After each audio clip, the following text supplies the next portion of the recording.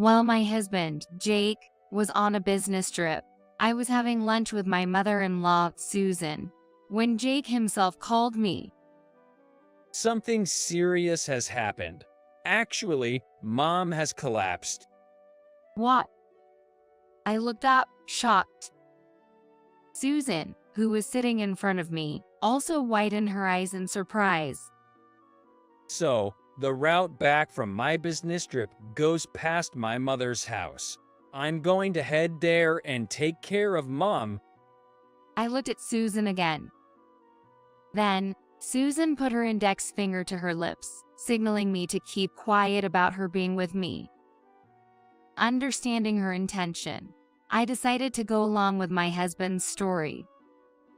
Is your mother all right? Should I come too? No, it's okay. Since it's come to this, I'll just say it. My mom doesn't like you. She thinks you're a wife who won't listen. So, there's no need for you to come. I see. Got it? With that, the call ended.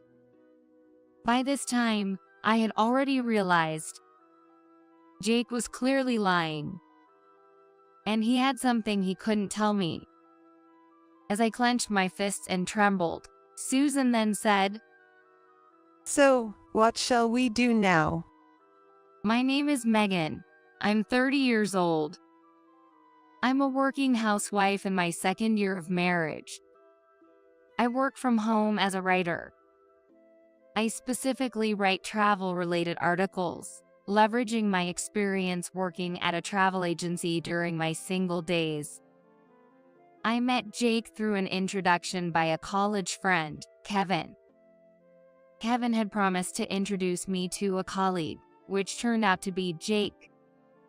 Jake works for a small to mid-sized company. He's pretty ordinary except for his slightly above-average looks. We dated without any issues for about 2 years. He proposed on my birthday, and I happily accepted.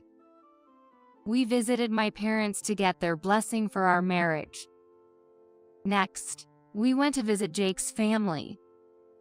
His parents were divorced, and his dad had moved abroad, leaving only his mom at the family home. I was initially nervous about meeting her, knowing that she was a self-made CEO of her own company. "Nice to meet you. I'm Megan, and I'm in a relationship with Jake." Upon my greeting, Susan said, "I've been looking forward to meeting you. Come in, come in." Susan said that with her youthful short hair and straightforward demeanor. Nervously, I sat next to Jake. Mom, I want to marry her. "Well, if you two have decided, I won't oppose. Congratulations." Susan said that with a smile, which put me at ease. Then, the conversation turned to my job. "What kind of work do you do, Megan?" I'm a freelance writer. Mostly, I'm just at home on my computer. Susan's face clouded over instantly. "A writer from home. Is that really okay?" What do you mean? "Well, isn't that kind of like a hobby? It must be unstable income-wise." That's not true. I consider it a legitimate job. However, Susan remains skeptical. "But still, a steady job like being a full-time employee would be better, wouldn't it?" I'm passionate about my current job. At that moment, Jake intervened. Let's just leave it at that, okay? The situation smoothed over, but Susan still frowned. While she didn't oppose our marriage, she never really understood my job. Nevertheless, our new home was about a 2-hour drive from Susan's place. I figured we wouldn't have to interact with her much, so Jake and I went ahead and got married. The wedding went well. Kevin, who had introduced us, gave a speech, making it a wonderful ceremony. Thus began my life with Jake, which I believe was a happy newlywed life in the first year, with him helping around the house. However, as we entered the second year, Jake started coming home late, citing busy work schedules. Despite this, I supported him without suspicion. Occasionally, I met Susan, who would always suggest, why not work as a full-time employee? Why not get some qualifications? Growing tired of Susan's relentless comments, I one day said to Jake, "Jake, I'm not comfortable around your mom. I respect her, but she always criticizes my job." Well, Mom is from an older generation. You don't have to force a relationship. It's a relief you feel that way. He never forced me to get along with Susan or to listen to her. That was something I appreciated. One day, while I was working at home, my phone rang. It was Susan, whom I hadn't seen in a while. Hesitating at first, I answered a call, knowing I couldn't just ignore it. "Hello, Susan, what's up?" Megan, I wanted to talk to you about your work today. "Susan, please, I've had enough. No, it's not that. I wanted to apologize. What?" It turned out that Susan had come across an article I wrote in a travel magazine. She had researched and found out I was a well-known writer contributing to several magazines. I read your article. It was wonderful. "Thank you." I'm sorry, I may have looked down on the writing profession, but now that I see your talent and how well you're doing, I'm embarrassed. I was wrong, and I'm sorry. "Susan." I was surprised but also pleased that Susan had apologized. Aside from her opposition to my job, I had always respected and even admired her as a person. I felt a sense of relief as if our past disagreements were dissolving. So, to make amends, though it's not exactly an apology, I'll be in your town soon. How about we go out for lunch? Lunch? If you don't want to, it's totally okay, but I'd love to hear more about your work. No, Susan, I'm delighted. Please, let's have lunch together. And so, Susan and I agreed to meet for lunch at a restaurant in my town 3 days later. I wanted to tell Jake about it, but he was, as usual, busy with work and had left for a business trip the next morning. I wondered how Jake would react knowing that his mom and I had a pleasant lunch together while he was away. Surely, he would be happy. At that time, I naively thought so. On the day of the lunch with Susan, we chose a fancy restaurant, so I dressed up and headed to our meeting spot. Megan, over here. Susan waved at me with a smile, and as I approached, she apologized again. Sorry for all the trouble I've caused over your job. It's all right. Susan, let's enjoy today together. I'm glad to hear you say that. Feel free to order whatever you like. Wow, the perks of being a CEO. I might as well enjoy something I usually wouldn't. Oh, Megan, you're such a fun person. Susan and I shared a laugh and headed into the restaurant. As we talked over lunch, I began to see the good in Susan that I hadn't noticed before. I developed a deep respect for her as a capable, strong yet kind person. After sharing her divorce story, Susan said, When I got divorced, I was so grateful to have my job. It really made me appreciate the importance of money and working. It's crucial for women to work. I deeply felt that. Susan, is that why you pushed me towards a full-time job? Yes, I didn't want you to struggle if something happened, but I see now, Megan, you're doing great. I'm glad you understand. I'll work hard, just like you, Susan. Just then, my phone rang. It's Jake. I wonder what's up. Jake's on a business trip, right? Yes. I'll put it on speaker so you can hear, just in case. I switched to speakerphone and placed the phone on the table. Jake's voice came through. Megan, listen, something serious has happened. Aren't you supposed to be on a business trip? Well, the trip finished without a hitch, but something serious has come up. Actually, Mom has collapsed. What? I looked up, shocked. Susan, sitting in front of me, also widened her eyes in surprise. So, you know the route back from Mitrip goes past the family home. I'm going to head there now and take care of Mom. I glanced at Susan again. Then, Susan put her index finger to her lips, signaling me to keep quiet about her being with me. Understanding her intent, I decided to play along with Jake. So, is your mother okay? Should I come too? No, you don't like my mom, right? But It's okay. Actually, my mom dislikes you too. She thinks you're a wife who doesn't listen. So, there's no need for you to come. is that so? Okay, I'll hang up then. And so, the call from Jake ended. I was already suspicious. He was clearly lying. It was likely about something he couldn't tell me. Could it be an affair? As I clenched my fists, trembling, Susan said, So, Megan, what shall we do now? Susan, this is about him having another woman, isn't it? Unfortunately, it looks like he has someone else. But don't worry, Megan, I'm on your side.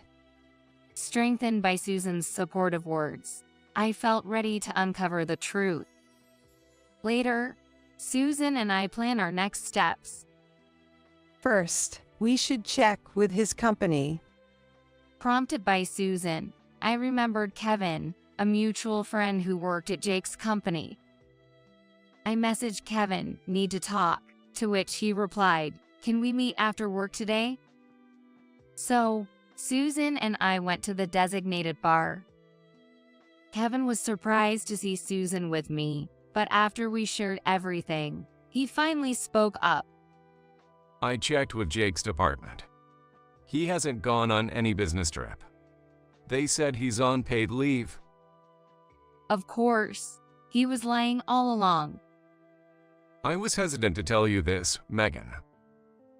Kevin looked back and forth between Susan and me.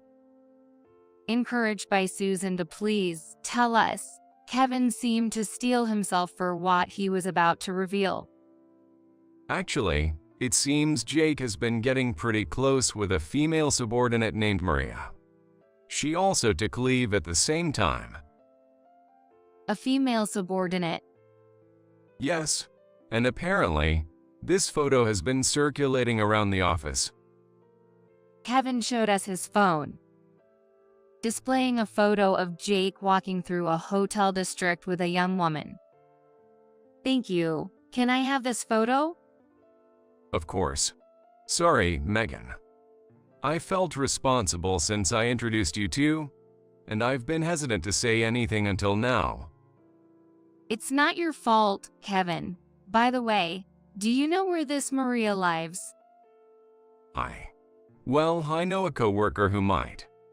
Let me ask her. Kevin contacted a colleague right then, who informed us that Maria lived in a condo near the next station. Thank you, Kevin. You've been a big help. After parting ways with Kevin, Susan apologized sincerely to me. Megan, I'm truly sorry for my son's actions. It's okay, Susan. It's not your fault. I'll confront him with this evidence. and I'll make sure that woman takes responsibility too.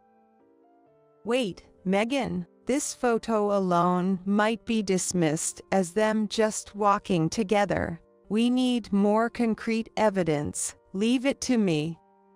After saying that, Susan called a nearby detective agency.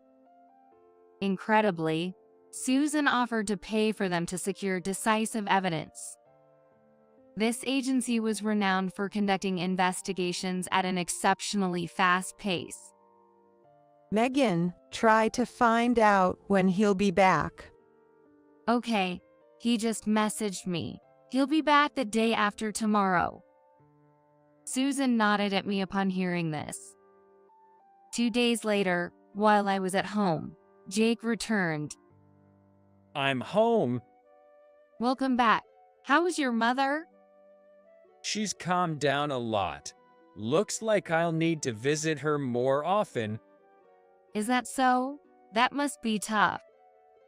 She said she feels lonely and wants me by her side. As Jake said this, the door to the next room burst open. Who's feeling lonely and wants you by their side? What, Mom? Jake nearly collapsed in shock. Susan and I approached him together. What's this? Why is Mom here? I thought you two weren't getting along. Too bad, we've reconciled. Imagine our surprise when we were having lunch and got a call saying Mom has collapsed. That can't be. Jake was at a loss for words as I confronted him. What have you been doing these last few days, and with whom? Jake turned pale and remained silent. Seeing no progress, I finally said, "Your business trip was a lie, wasn't it? It was actually a romantic getaway with Maria, right?" What? No, who's Maria? Jake denied everything, so I showed him the photo Kevin had given me of them in the hotel district. As expected, Jake responded with something like this. This was just after a drinking party. We just happened to walk by. She's just a subordinate, nothing more. Oh really? Then what's this? I showed him another photo. The photo clearly showed Jake coming out of Maria's house and kissing her at the doorstep. What is this? Pretending to be on a business trip, you went on a romantic getaway and couldn't stay away from your mistress, lying to me and hanging around at her place. This photo was obtained by your mother hiring a detective agency. Mom did. I can't believe it. Jake looked at Susan in disbelief, and suddenly, Susan slapped him hard. You idiot son, having such a good wife and doing something like this. Have you forgotten what caused your father and I to divorce? It was your father's affair, wasn't it? It's shameful that you only inherited that trait. Mom. I once talked about handing over my company to you. Remember, forget it. That's not all. Be prepared because I'm disowning you. That can't be. Realizing he had no way out, Jake knelt down before me. Megan, it was just a moment of weakness. Please forgive me. I promise to be a better husband from now on. That's when I firmly told him off. Don't be ridiculous. You lied and betrayed me, and now you expect me to forgive you just like that. We're getting a divorce, and I'll be taking a fair settlement for your affair. Eck. Jake was left speechless, groaning in despair, as Susan kicked him out of the house. The divorce between Jake and me was finalized later. Susan arranged for a lawyer, and I received a generous settlement, more than the standard amount for the divorce. I also demanded compensation from Maria, Jake's mistress. The affair and subsequent troubles led to Jake and Maria's breakup. Later, Susan generously gave me a large sum of money as compensation. She was relentless. It turned out that Jake's employment was through Susan's connections, and she told his company's president to fire him for his misconduct and disturbing company order by getting involved with a subordinate. Jake was dismissed from his job. With his savings depleted by the divorce settlement and disowned by Susan, Jake is now living in a rundown apartment, working as a day laborer without distinction between day and night. Even knowing this, I feel no sympathy. Serves him right, is all I think. As for me, I moved with the settlement money and continued my work as a writer. Susan and I now address each other by our nickname, Meg and Sizzy, and sometimes travel together. There seems to be much more I can learn from her. I cherish the supportive relationship with Susan and aim to live my life positively moving forward. Out of the blue, my 9-year-old son, Nick, was diagnosed with pediatric cancer. Nick had been complaining of persistent fatigue, and while I never thought it was just regular tiredness, pediatric cancer was the last thing on my mind. From that day, he was forced to be hospitalized for tough treatments. Just being lazy, right? Trying to gain sympathy with something as far-fetched as pediatric cancer. How attention-seeking can you be? Even when I told Michael about Nick's illness, he didn't take it seriously.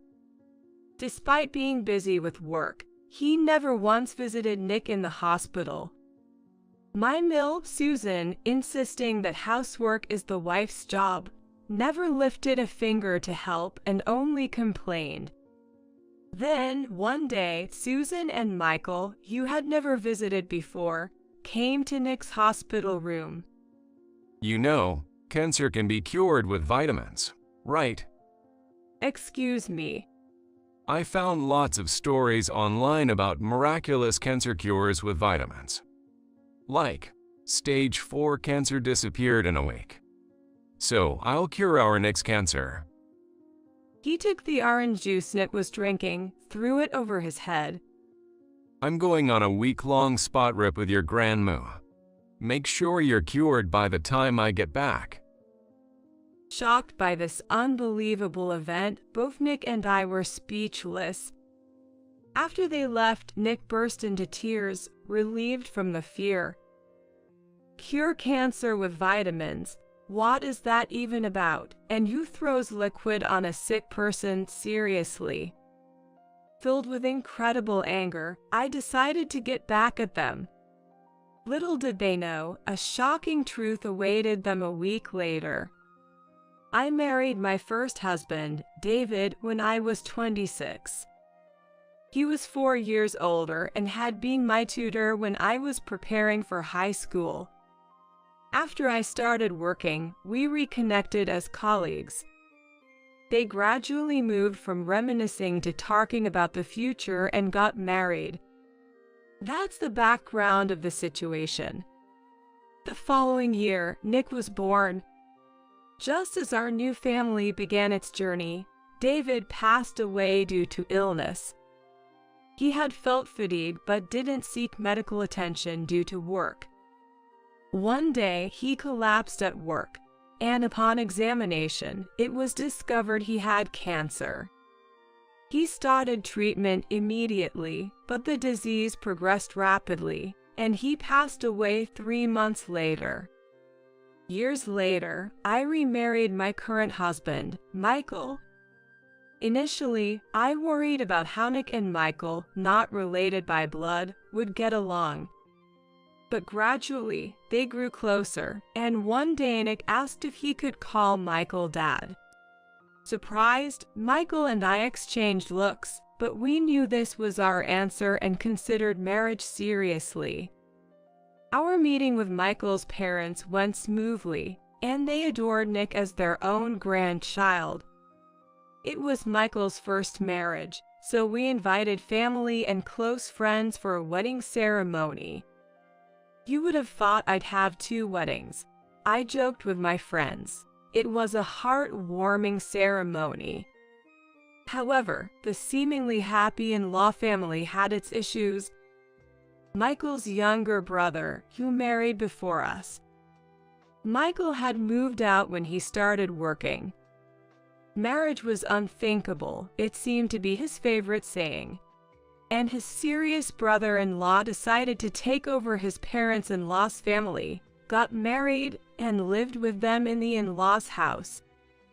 My mother-in-law, Susan, seems to be at odds with my brother-in-law's wife, Alice, and her complaints about Alice always enter into the conversation, which made me uncomfortable. I didn't want to take sides based only on her complaints, nor did I feel right asking Alice about it.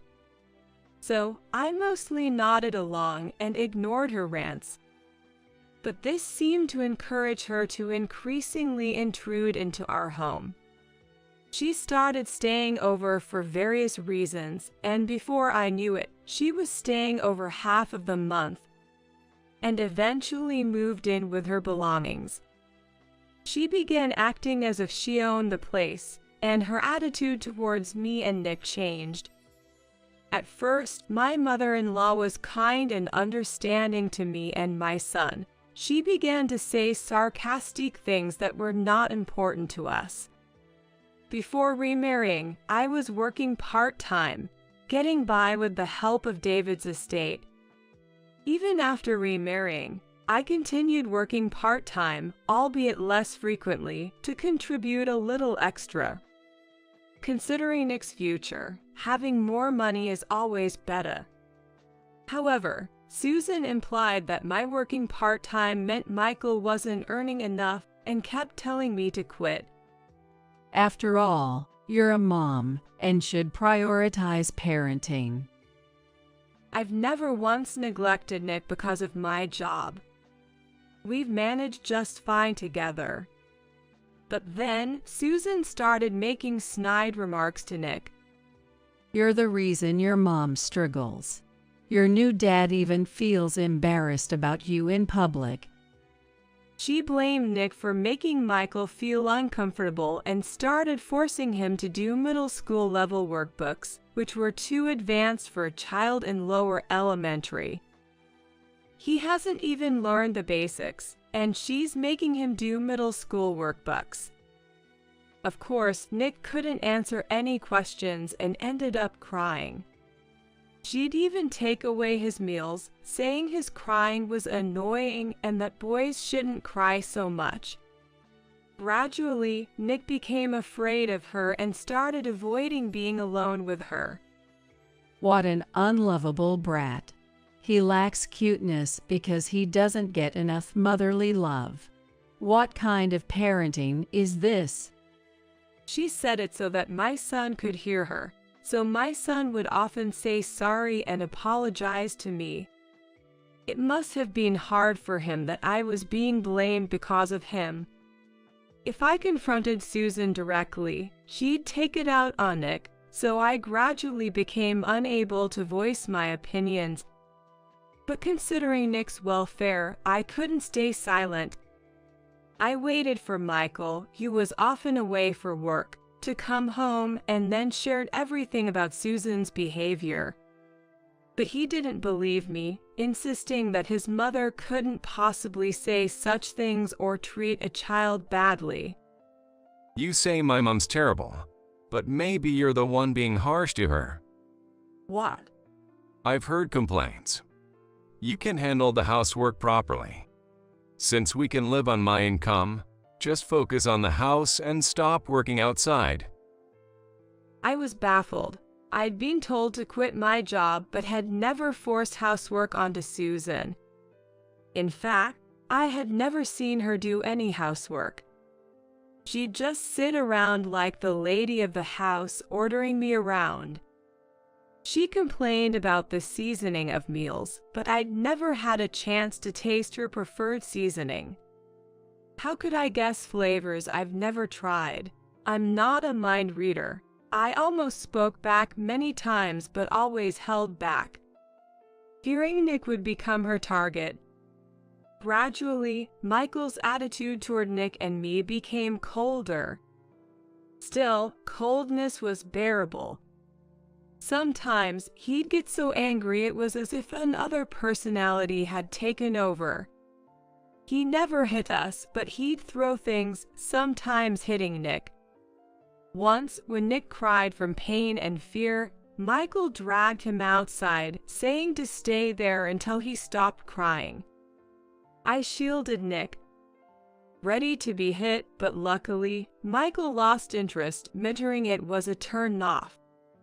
He must be stressed from work. I fought, believing he'd return to his kind self if he calmed down. I decided to endure, prepared to protect Nick from harm, but it wasn't easy. Amidst these unresolved issues with Susan and Michael, Nick turned 9. He loved basketball and started attending a clinic held by an amateur basketball team. Having something to focus on, and less time facing Susan, he seemed much happier. Then, one day, he started feeling unwell. At first, I thought he'd overdone it with basketball and let him rest, but a week passed without improvement. It seemed to worsen, so I took him to the pediatrician we'd always relied on. They suggested we get more thorough tests at a larger hospital. I was clueless about big hospitals. The only experience I had was when David was treated.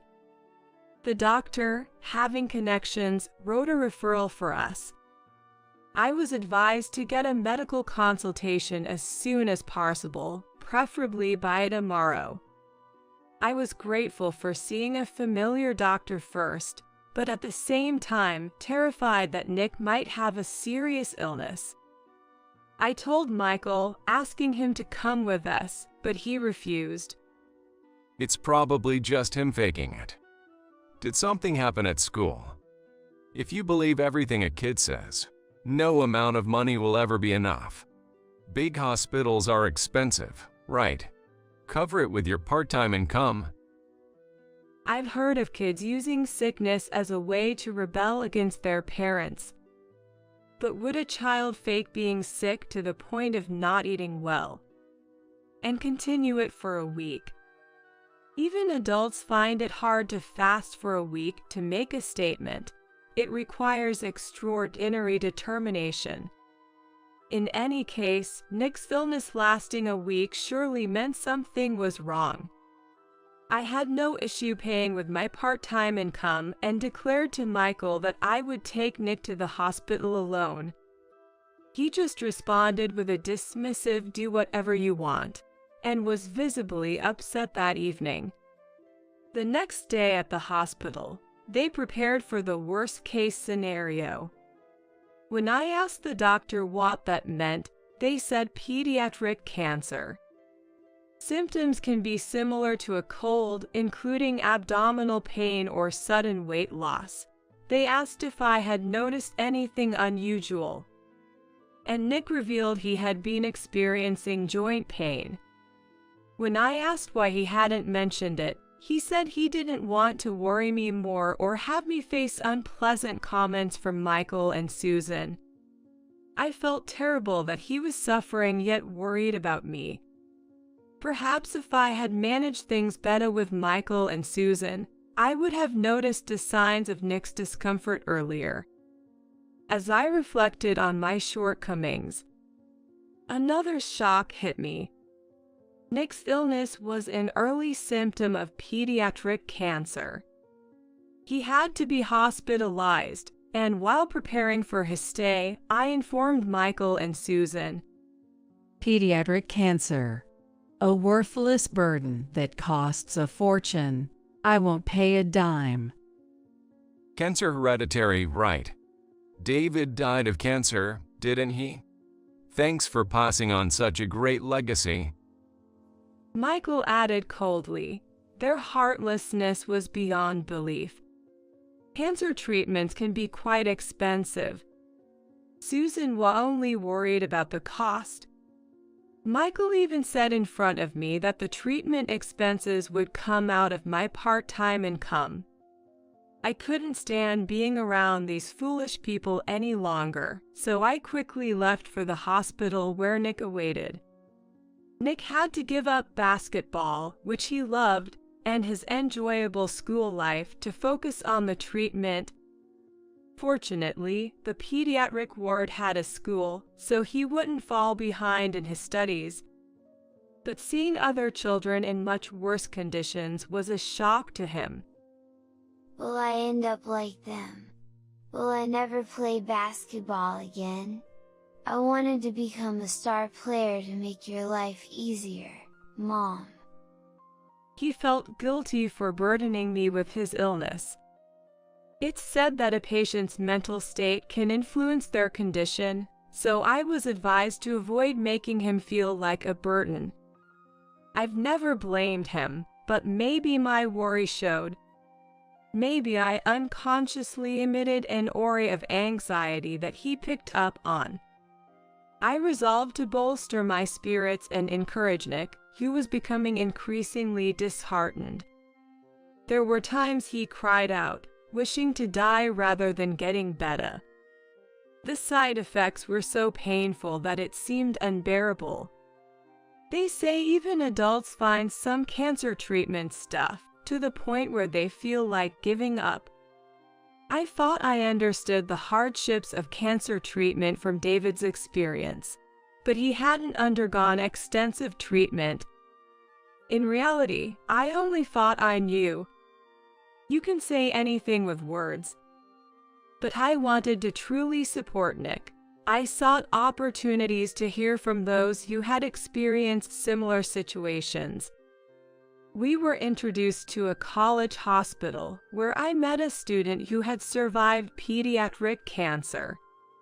I listened to the person's story and asked what words were painful and what words made him or her happy. And what they wished to hear was incredibly helpful. Despite our struggles, neither Michael nor Susan visited Nick. Frankly, their presence would likely dampen our spirits, so their absence was preferable. However, a bit of concern when I returned home for Nick's clothes would have been appreciated. Back at the hospital again. Aren't you my wife? Why are you neglecting our home to do this? The rare times he spoke to me were just to berate me for prioritizing Nick over being a good wife. Whether at the hospital or home, there was never a moment of peace for me. I was constantly on edge, barely getting by on sheer willpower. Amidst all this, my father-in-law, Bob, was the only one who consistently came to visit us. His care for Nick and me, and our light-hearted conversations, allowed us to momentarily forget the harsh reality. I can't be more grateful to Bob. It was also a joy to see Nick, who usually seemed uninterested, smile more whenever his grandfather visited.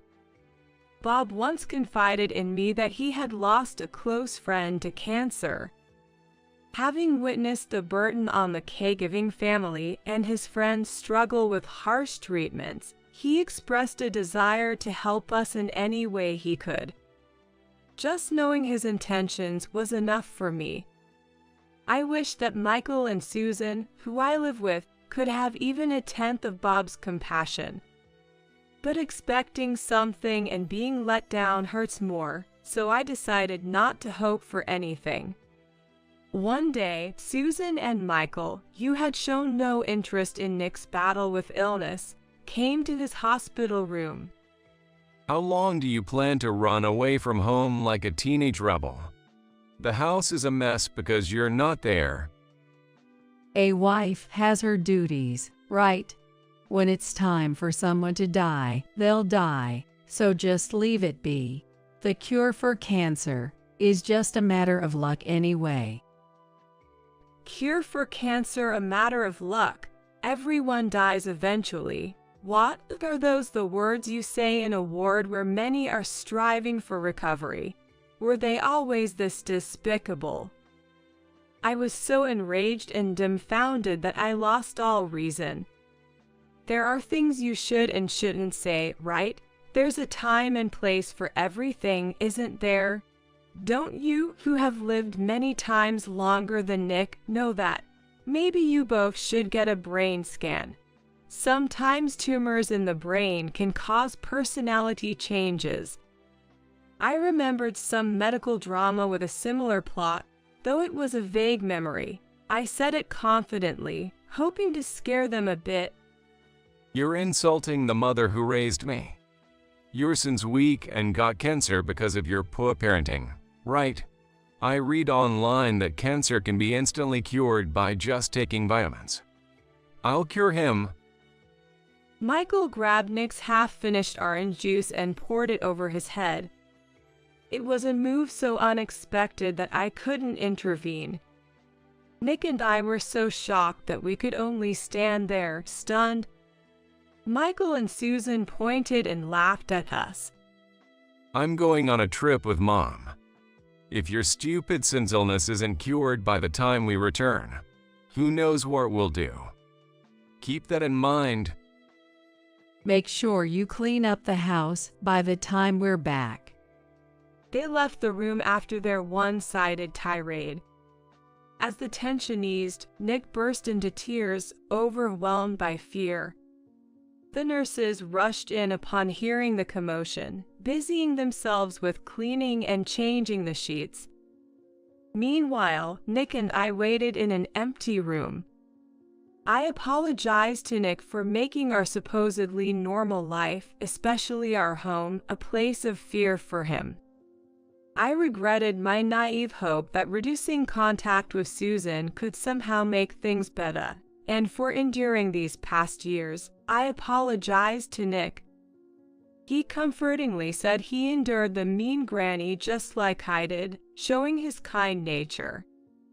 I vowed to exact an unforgettable revenge on Michael and Susan for their cruel words to Nick.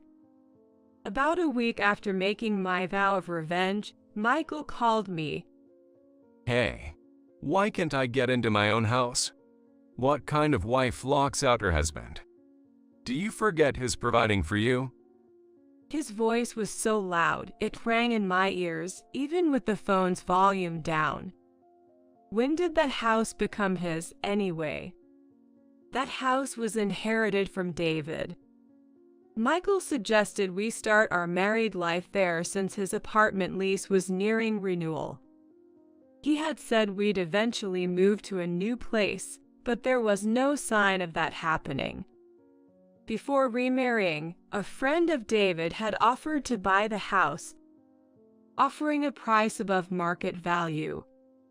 I considered it, thinking we'd move to a new home after remarrying, and Michael might feel uncomfortable in David's house.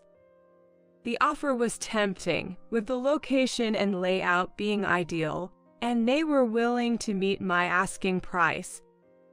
However, I couldn't part with the memories of David and kept the house. I told them we could discuss it again when I was ready to sell. However, Michael never mentioned moving out, and Susan made herself at home, leading to our current situation. I recalled someone saying that memories aren't in things but in people's minds. It's only now that I truly understand that sentiment, albeit a bit late.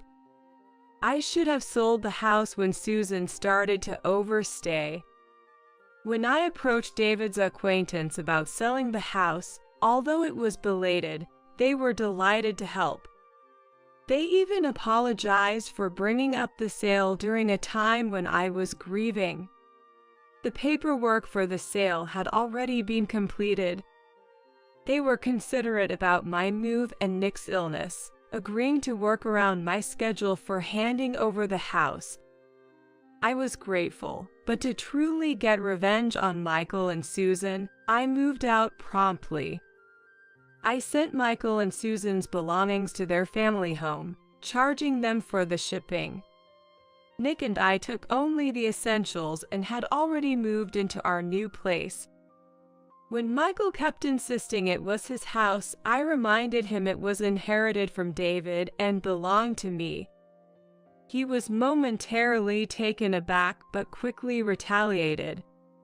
Even if it's true, you had no right to make decisions without consulting me, who lived there with you. I paid for the maintenance, so it's my house. Living in the house, we also faced issues like poor water flow and faulty toilets, signs of deterioration. He argued nonsensically that because he had paid for some repairs, the house belonged to him. I ignored his reasoning and declared my intention to divorce him.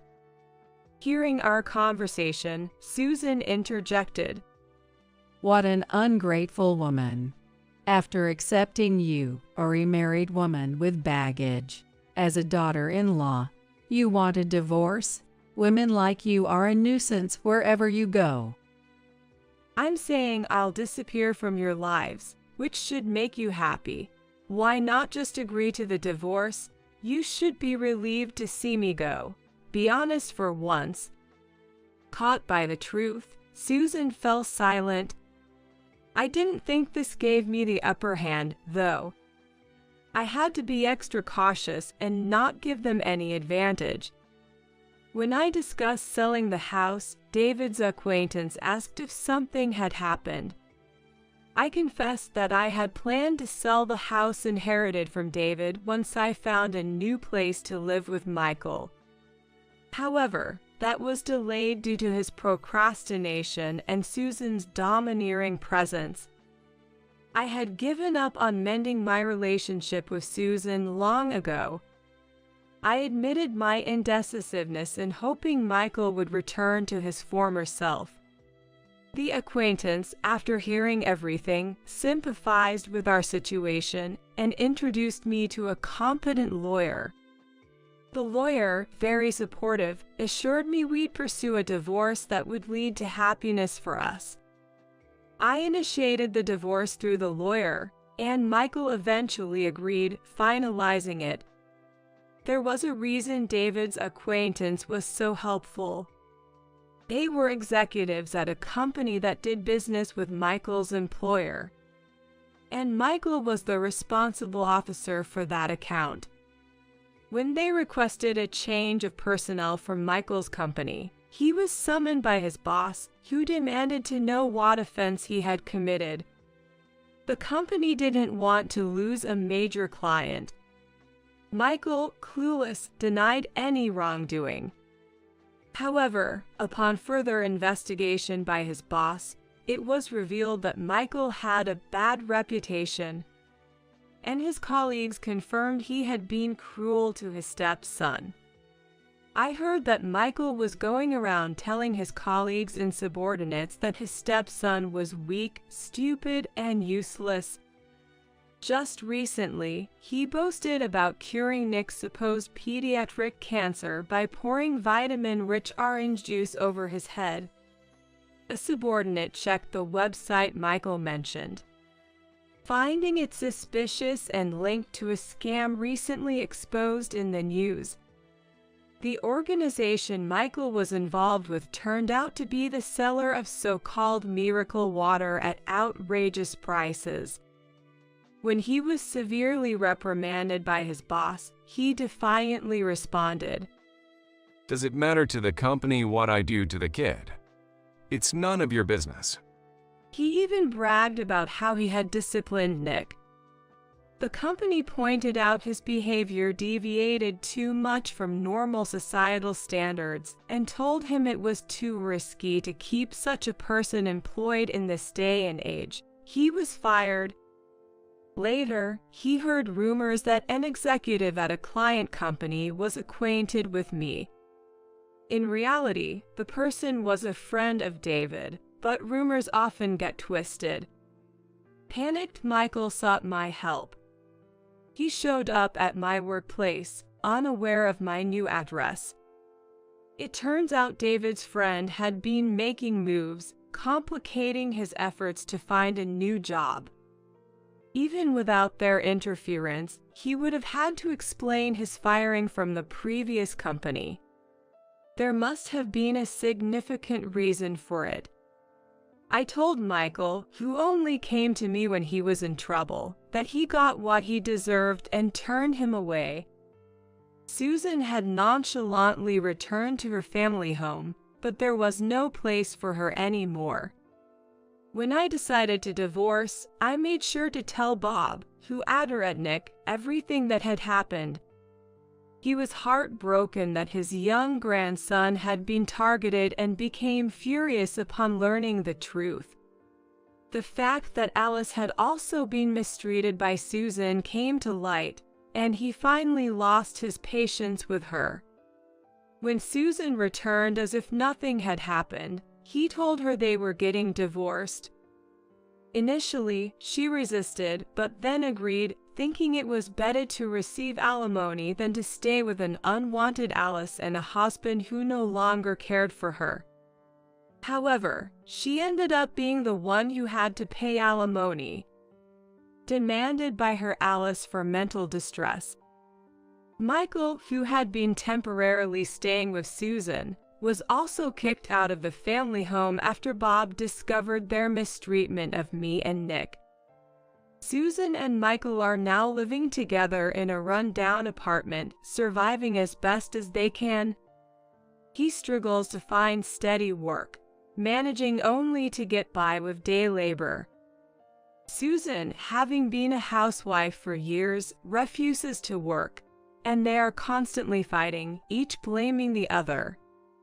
Their loud arguments have even led to noise complaints and warnings from the police. Both are to blame.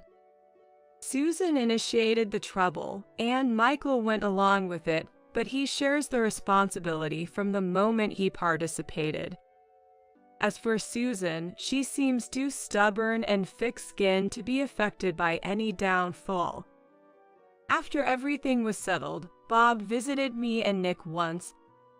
He was deeply apologizing for the actions of his wife and son. He wished us happiness and quietly gave me some money as compensation, which I initially refused. But he insisted, saying it was the least he could do since he couldn't be there to see Nick recover. Once I divorced, Nick felt a sense of relief from being free of the fear and control of his stepfather and grandmother, and his mood stabilized. The doctor started noting his good condition more frequently as he became more positive. Having goals helped him endure tough treatments without complaints. His efforts paid off, and he was granted temporary discharge. If there were no issues, he could gradually return to normal life while continuing treatment. Over time, his condition further stabilized, allowing him to attend school with some restrictions. Though he sometimes needs to be hospitalized, it's not for as long as before. He sets small goals for himself, like things to do or eat after his hospital stays or treatments, focusing on his recovery. This school and its students are understanding and supportive, giving me peace of mind when sending him there. I feel relieved and happy seeing his steady recovery. Now, I'm determined to walk towards greater happiness with Nick, side by side. Think about it. You're just a fake parent. I was speechless. Why did I have to be subjected to such harsh words? John, my husband Mike's son, recently got into a prestigious medical school. I had decided to cover his entrance fee and had just been to the bank. When I got back, I showed them the suit I prepared for the ceremony, and that's when it happened. Their reaction was cold. Mike frowned, and John looked visibly upset. I couldn't understand why. Being called fake left me feeling deeply wounded. Yeah, you fake parent. Don't come to the ceremony. Overwhelmed with disappointment, I couldn't respond. Who would have thought that the family I decided to love could turn on me so easily? It was more than just sad. After that, every day seemed to lose its color. On the day of the ceremony, I didn't go and left the suit in my room. Just then, my cell phone rang. It was Mike. Hey, what's this all about, you liar? He yelled furiously, like a man on fire. The truth, unknown even to myself, was soon to be revealed by the person next to me. My name is Sarah Thompson, and I'm a 51-year-old single woman. All my friends are married, and some of them even have kids who are adults now. Lately, I've been having Morty parties with friends who have finished raising their kids and now enjoy their free time. Listening to their stories, I find some endearing and others seem quite challenging. But everyone doesn't seem much different. I mutter to myself on the way home from these tea gatherings. I wonder how I would be spending my time if I had a husband and children. Would I be reflecting on the tough and happy times of raising children like my friends? Yet I'm not overly troubled by not being married. What I often think about are my deceased parents. My father had been ill since he was young. Even in pain from his treatments, he always smiled kindly, like the sun. He continued his hobby of reading even when bedridden, and sometimes recommended books to me. I lost him around when I was 30 and cried with my mother. After his death, I became listless and shocked for a while. It seems the same happened to my mother. After losing him, she suddenly became very forgetful, and our house became a mess. Although she used to be tidy, something was wrong. Realizing this, I convinced her to go to the hospital, where we were told she had started to develop dementia. Living alone, I immediately moved back to my childhood home to care for her. Since then, I spent my time caring for my mother and facing her dementia. She would start looking for the trash I had thrown out.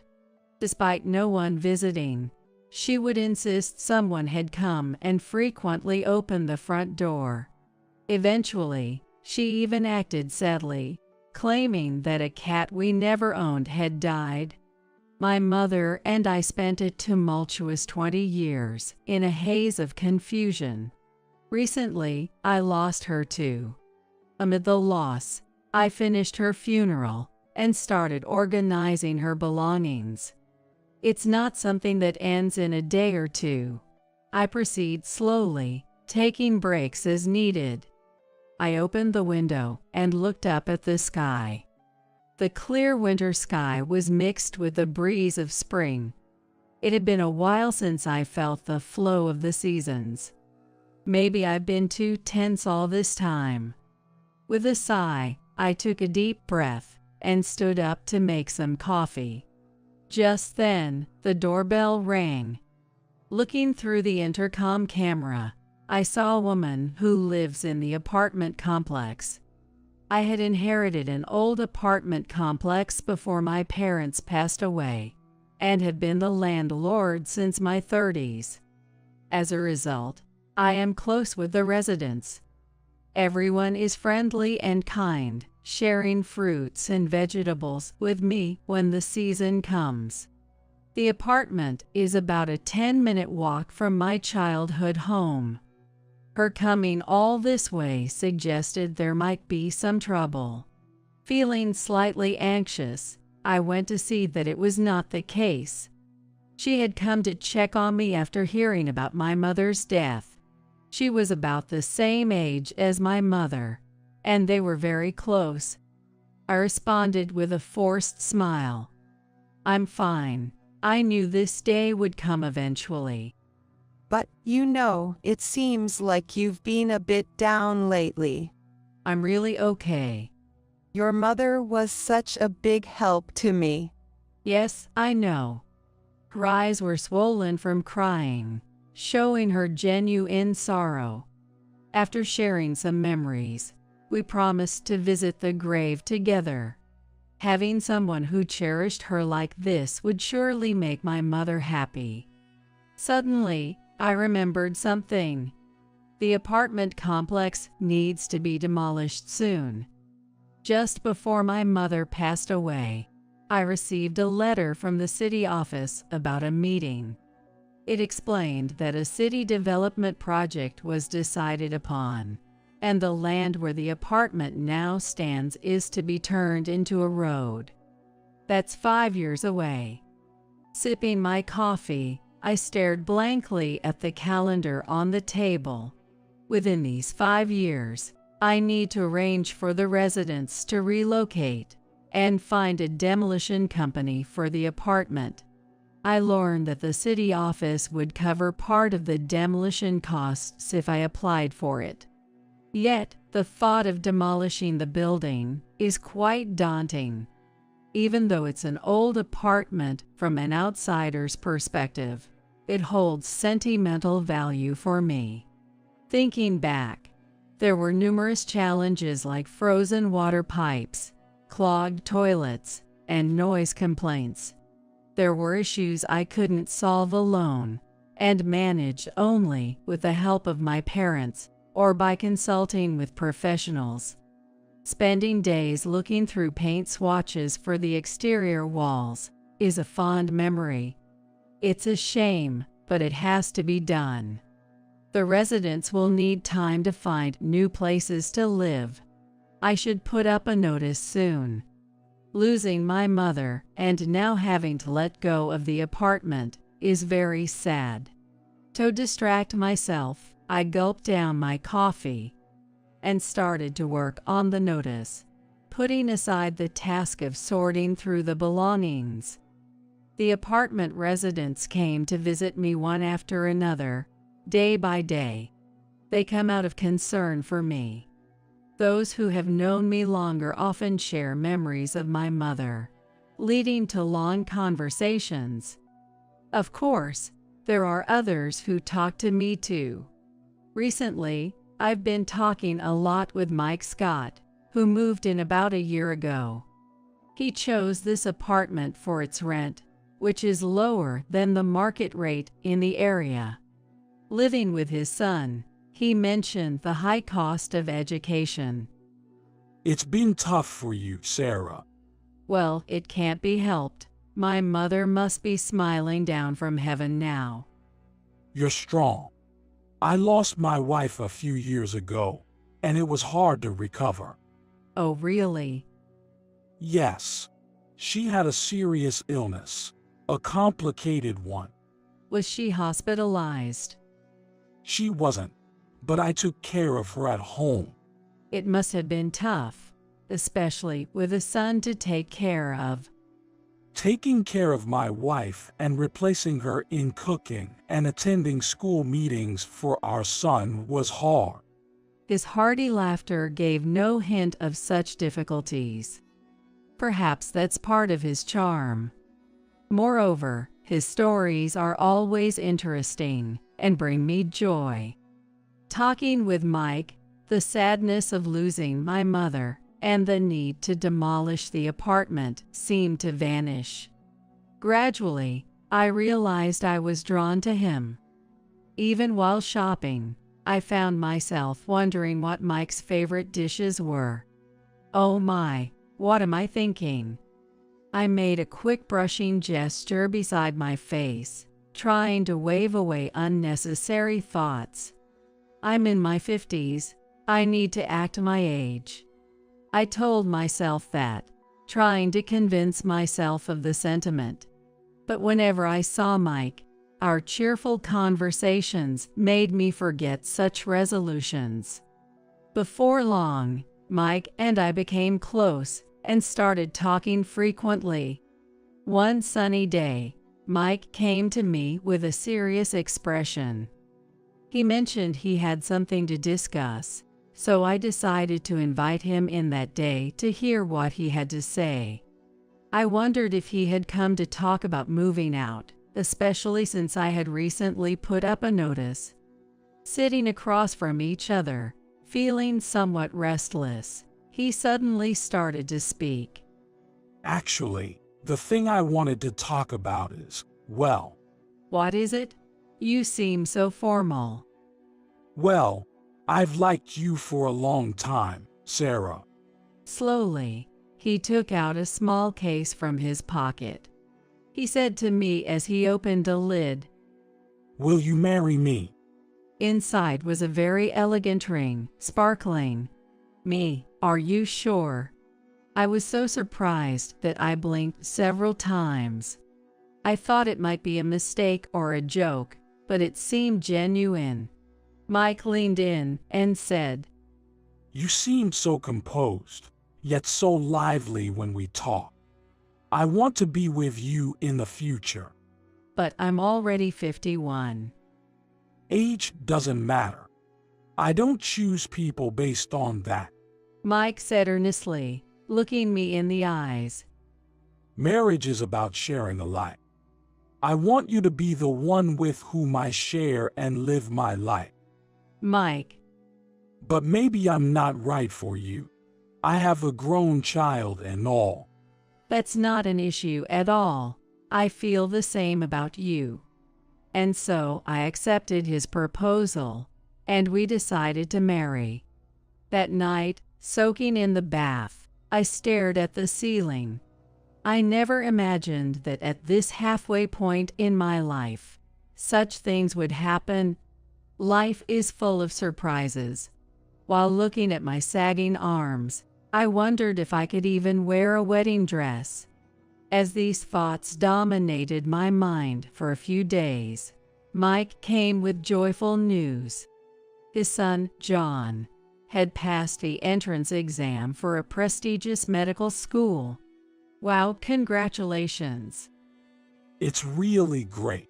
He was so tense during the exams. Now we can finally relax a bit. We should celebrate.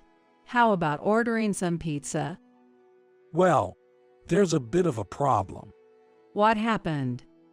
The thing is, even though he passed, we can't afford the tuition fees for medical school. They are quite high. That's terrible. At least we need to figure out the entrance fee by the deadline. Seeing him so troubled, I felt overwhelmed too. If nothing changed, John wouldn't be able to enroll in medical school. If only I had been more responsible. Mike clenched his fists, his frustration apparent. He said he wanted to cure his mother's illness, and that's why he aimed for medical school. I wasn't aware of the exact cost of medical education. Supporting the full amount would be difficult, but maybe I could manage the entrance fee. I can take care of the entrance fee. Really? Immediately, his face brightened. Yes, after all, we're family now, aren't we? Thank you. Thanks to you, John can become a fine doctor. Please don't cry. Let's support John together. Afterward, I inquired about the exact amount for the entrance fee and started arranging the payment. Actually, I had received some money from the city office for the apartment demolition and relocation. I checked my bank balance using the app and told Mike and John that I could cover the entrance fee. Thank goodness. Thank you, Sarah. No, Mom. It really is great. Come on, let's celebrate with some pizza. Congratulations on passing, John. That looks delicious. Let's eat. We reached for the pizza one after another, quickly clearing the plate. Seeing them happily eating and saying delicious, delicious, I felt a surge of joy, as if I was watching my own son. Thinking about starting a new life with these wonderful people made me feel much more positive. I will do my best for this new family. That was the thought that came to me. The next day, I went to the bank after confirming the details for the payment of the entrance fee. The bank was quiet that day, and I was quickly called after taking a number. As I approached the counter, I caught the eye of a person at the back and nodded in greeting. It was Marvin Morris, the branch manager. When he noticed me, he stopped what he was doing and came over. Sarah, long time no see. How have you been? Fine, thanks to you. I appreciate all your help before. Marvin had assisted me with the inheritance of the apartment and other assets. We had known each other for about 20 years. I vividly remember how supportive he was when my mother passed away. My father used to say that Marvin was a sharp and reliable person. What brings you here today? Huh? I showed him my bank book and the transfer form. I've just recently decided to get married. I'm here to transfer the entrance fee for my fiancé's son. Oh, that's wonderful. I thought he would say that, but he didn't. Instead, his expression clouded slightly, and he looked at the transfer form and then at me with a hint of skepticism. May we talk a bit about this in private? Both the teller and I, with question marks hovering over our heads, followed Marvin. He led us to a small room at the back of the bank, the same place I had visited for inheritance consultations. Marvin stared intently at the transfer form and then asked me a question. This is for medical school, right? The son intends to become a doctor? Yes, that's what I've been told. If you don't mind, could you tell me how you came to decide to marry this person?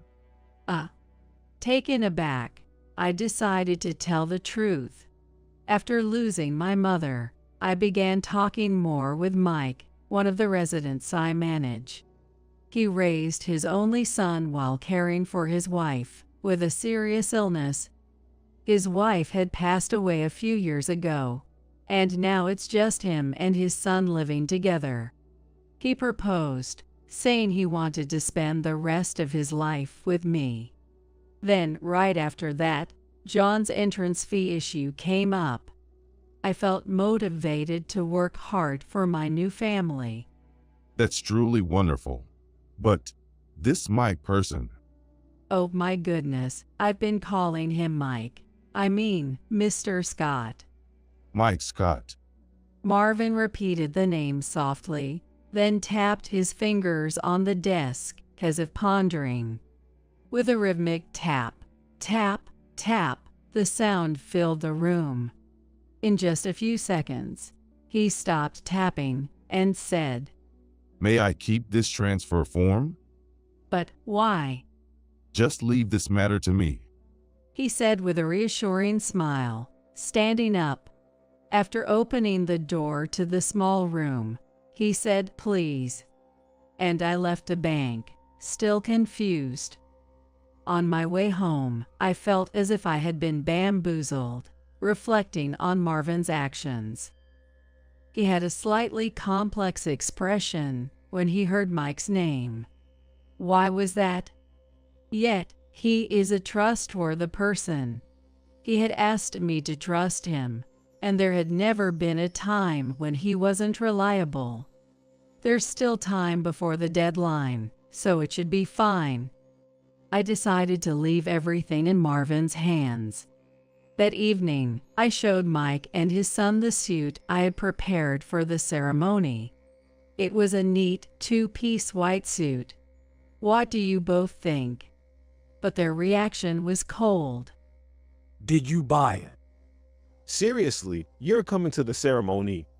Mike frowned, and John looked visibly displeased. I couldn't understand why. What? Is it not okay? Think about it. You're just a fake parent. My heart thumped heavily at those words. Being called a fake felt like a deep thorn was thrust into my heart. Yeah, Sarah, a fake parent shouldn't come to the ceremony. A fake parent shouldn't come to the ceremony. No words came out of me. Why did I have to hear such cruel words? Just as everything seemed to go white before my eyes, Mike let out a deep sigh.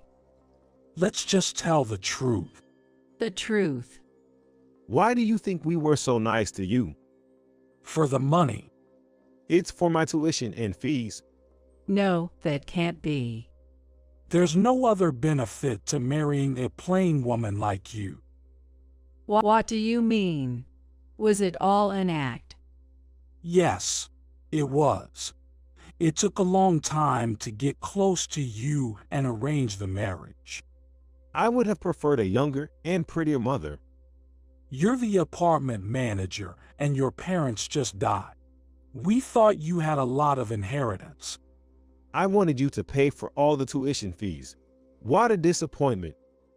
I can't believe you only agreed to pay the entrance fee. That's too much. There's a limit to everything. So, that's enough. Let's send this family charade. This isn't some drama, so let's stop pretending to be nice. They laughed heartily. Stunned, I stood there, not understanding what was so funny. Overwhelmed with disappointment, I couldn't muster a response. The white suit seemed like a testament to my own foolish excitement. Who could have predicted that the family I chose to love would turn on me so easily? It was too sad to be summed up in just a few words. Their laughter echoed in my ears, and I covered them, wishing not to hear. From that day on, they continued to ignore me, treating me as if I were invisible, even when I was right beside them. I grew tired of being treated like I didn't exist. I grew tired of living like that. Thinking about the future, I was so filled with anxiety and worry that I couldn't even sit still at night. Days of sleeplessness continued, and before I knew it, the day of the entrance ceremony had arrived. On that day, I didn't go to the entrance ceremony and left the suit in my room as I went out. I wandered through the streets, regretting my naive actions up until that point. Why did I fall for their deceit so easily? It was my fault for not being more skeptical. I wondered how I should deal with those two in the future. That was all I could think about. Then suddenly, I felt a tap on my shoulder and heard my name called. Turning around, I saw Marvin smiling at me.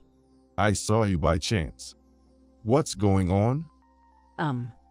I couldn't possibly confess that I had been deceived by my fiancé and his son.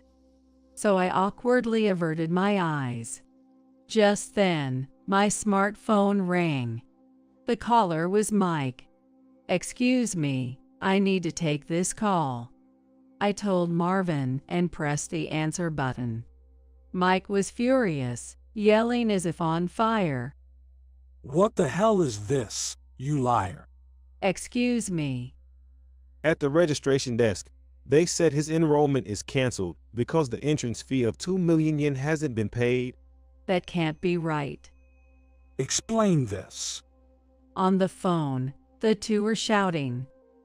Indeed, I had gone to the bank that day and left the transfer form with Marvin. As I stood there bewildered, Marvin reached out to me.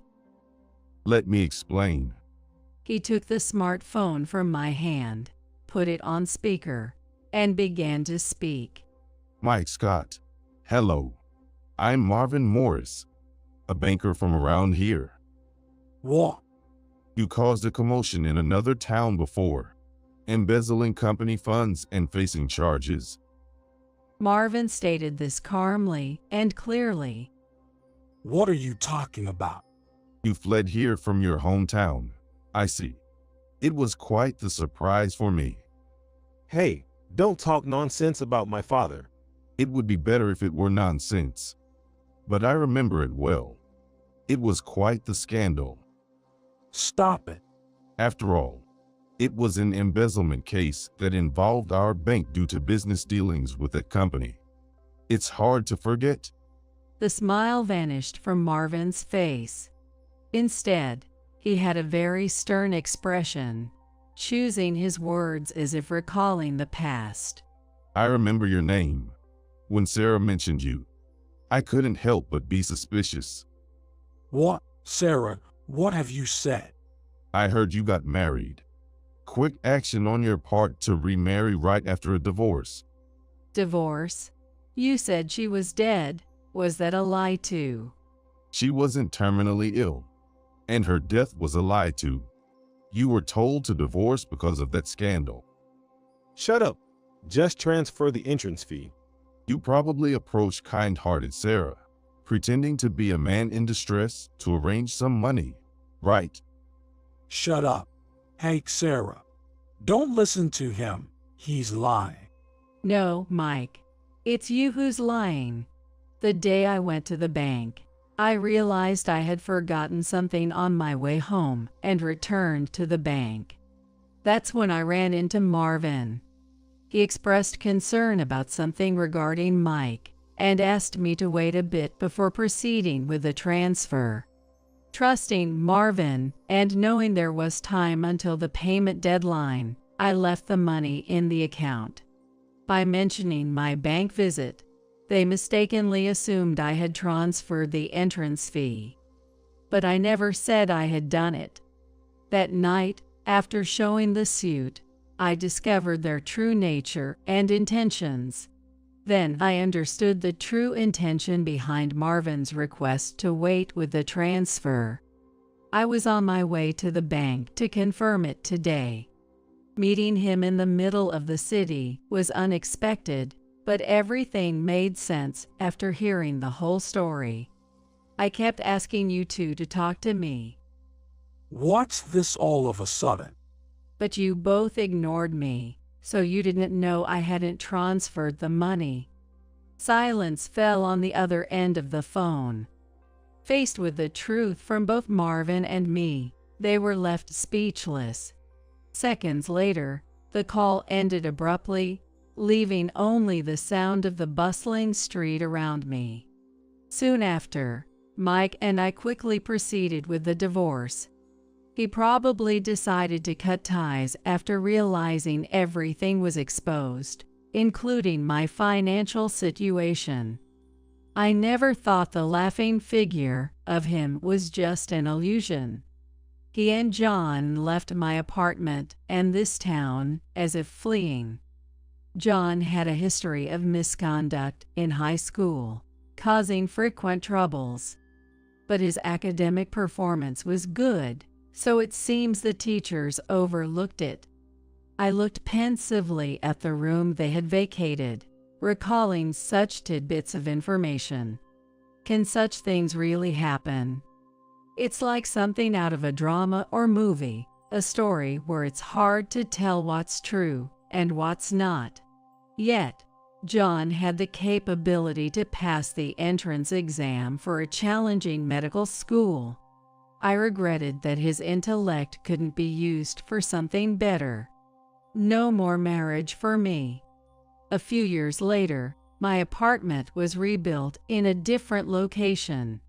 Moreover, the new location was just a few minutes' walk from the original site. On the day I posted the notice on the apartment, I also consulted the city office about the relocation expenses. During that time, due to an unexpected discovery, a mistake was found in the construction blueprints of the development project. As a result, the development area was reassessed, and it was decided that the apartment could remain in place with just a slight adjustment to its location. This news surprised and delighted both me and the residents. Although the reconstruction took some time, it was completed sooner than expected. Taking this opportunity, the plumbing and other facilities were completely updated. But will the residents choose to stay? As I observed and thought about this, it seemed that they were indeed planning to stay. Sorry to trouble you, but we'll be staying a bit longer. She, who had promised to visit the grave with me to mourn my mother's death, said this with a smile. Now we visit the grave together once or twice a year, and have meals together, maintaining a close friendship. All the residents moved to the new apartment, and the relocation went smoothly. The development project progressed, changing not just the apartment, but also the surrounding atmosphere. With the new road constructed, delivery drivers are happy about the easier access. Going to the nearby supermarket has also become easier due to the wider roads. It felt as though the atmosphere had brightened a bit. The interactions with the apartment residents remained unchanged. Everyone remains friendly and pleasant as always. Life is really unpredictable. My quiet murmur dissolved into the clear blue sky. What the heck? I don't get it. When I went to a town I don't usually visit for shopping, I witnessed my husband and my mother walking arm in arm, intimately and kissing in public without any regard for the onlookers. Shocked, I rushed over to confront them, but far from showing any remorse, they defiantly justified their actions. I immediately went to my parents' house, told my father about the two, and got a divorce. However, after my father passed away, I had to meet my mother and ex-husband again. Seeing my mother for the first time in a while, she was wearing loose clothing, and her belly was visibly swollen. Noticing my gaze, she smiled triumphantly. Oh, did you notice? I'm carrying a child. Seems like you waited forever but couldn't have one, huh? Unlike you, we managed to have a child right away. Now I can finally become a father. Breaking up with you was a good thing. They hurled insults at me, intending to hurt me as much as possible. However, their plan backfired. Unfortunately for them, I wasn't hurt at all. Oh, that's hilarious. You two are such idiots. I laughed so hard I had to hold my stomach.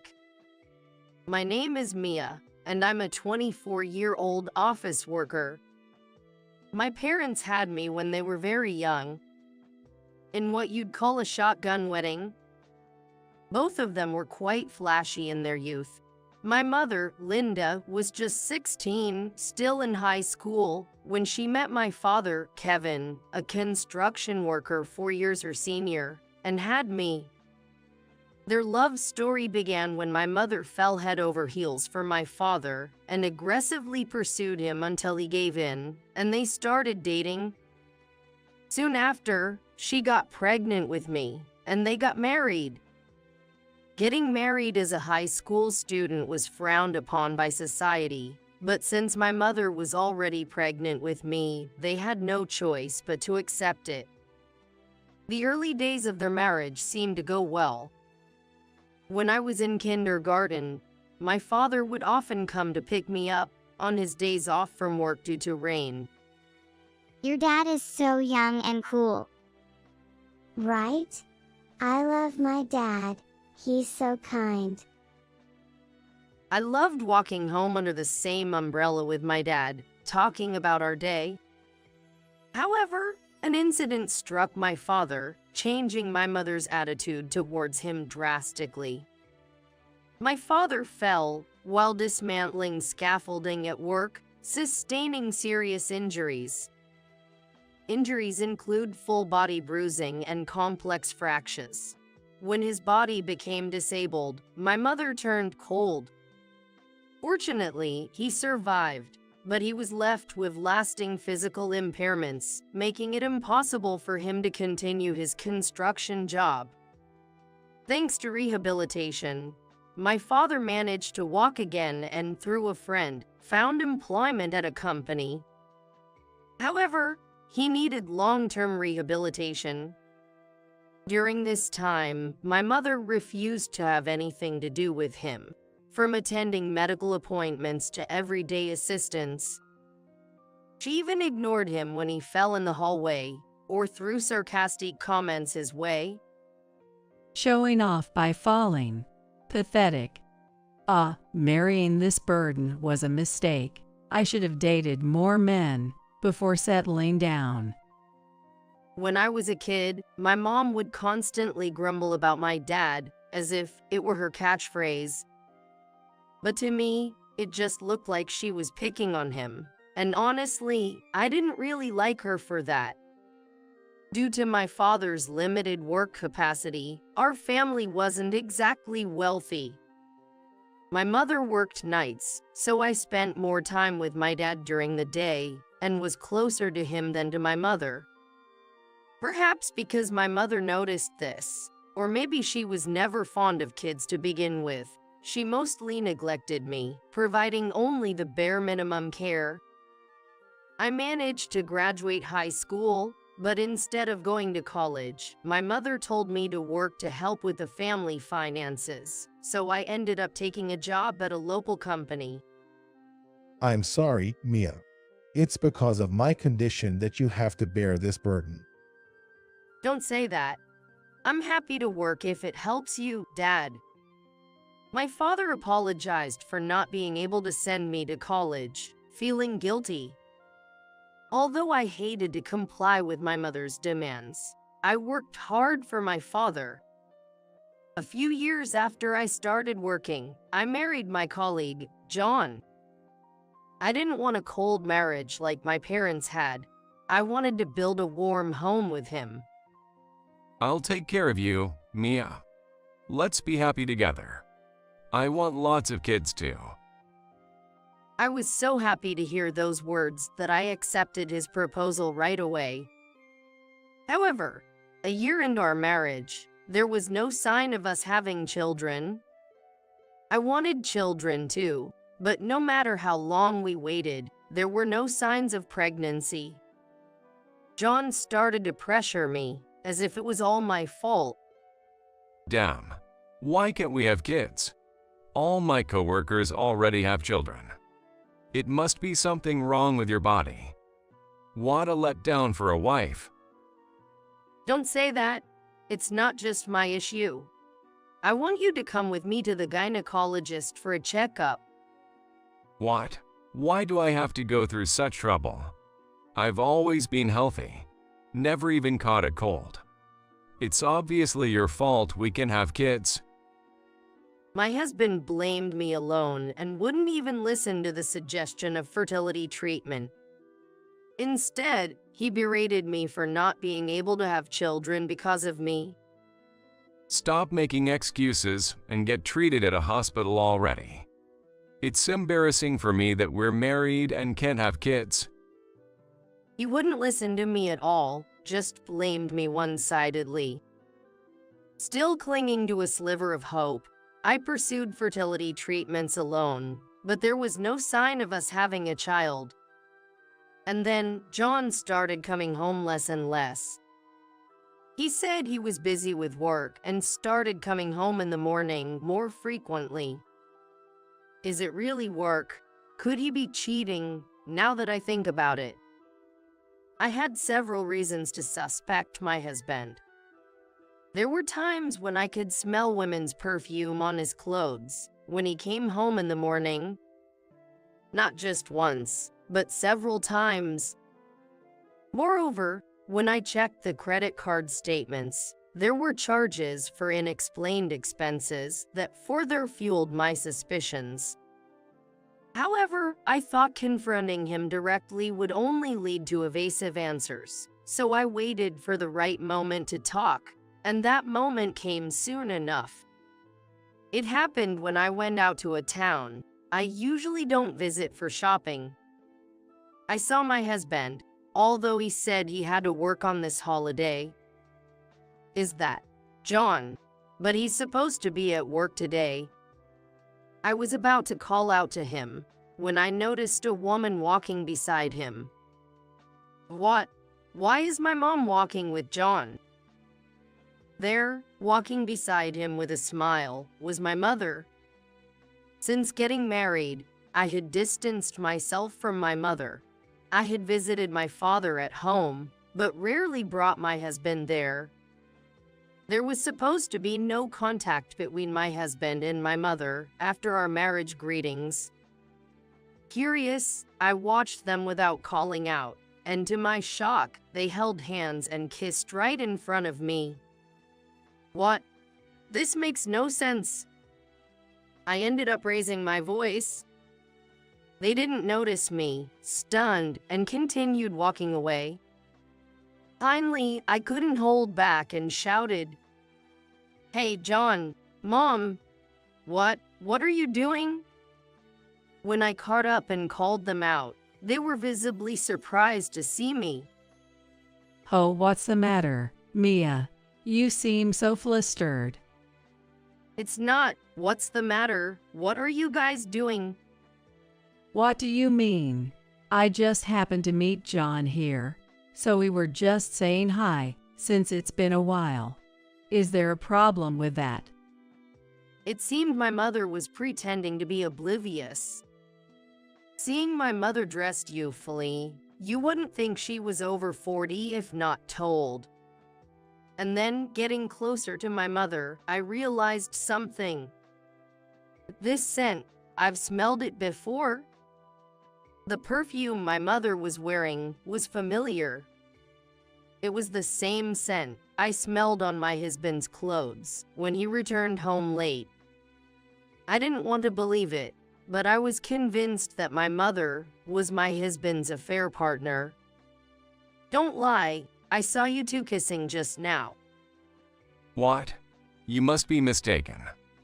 We just bumped into each other, that's all. When pressed, the two exchanged a fleeting look of panic, but after a moment of silence, John admitted defeat and spoke. Oh, man, I never thought we'd get caught this early. Why are you even here?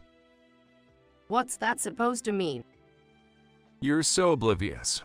I thought we could have kept it under wraps a bit longer, but to think you were watching. Well, as you've guessed, I actually prefer older women. Sorry, I did feel bad for you, but I've been into John since we first met. My mom and husband unabashedly said something unbelievable.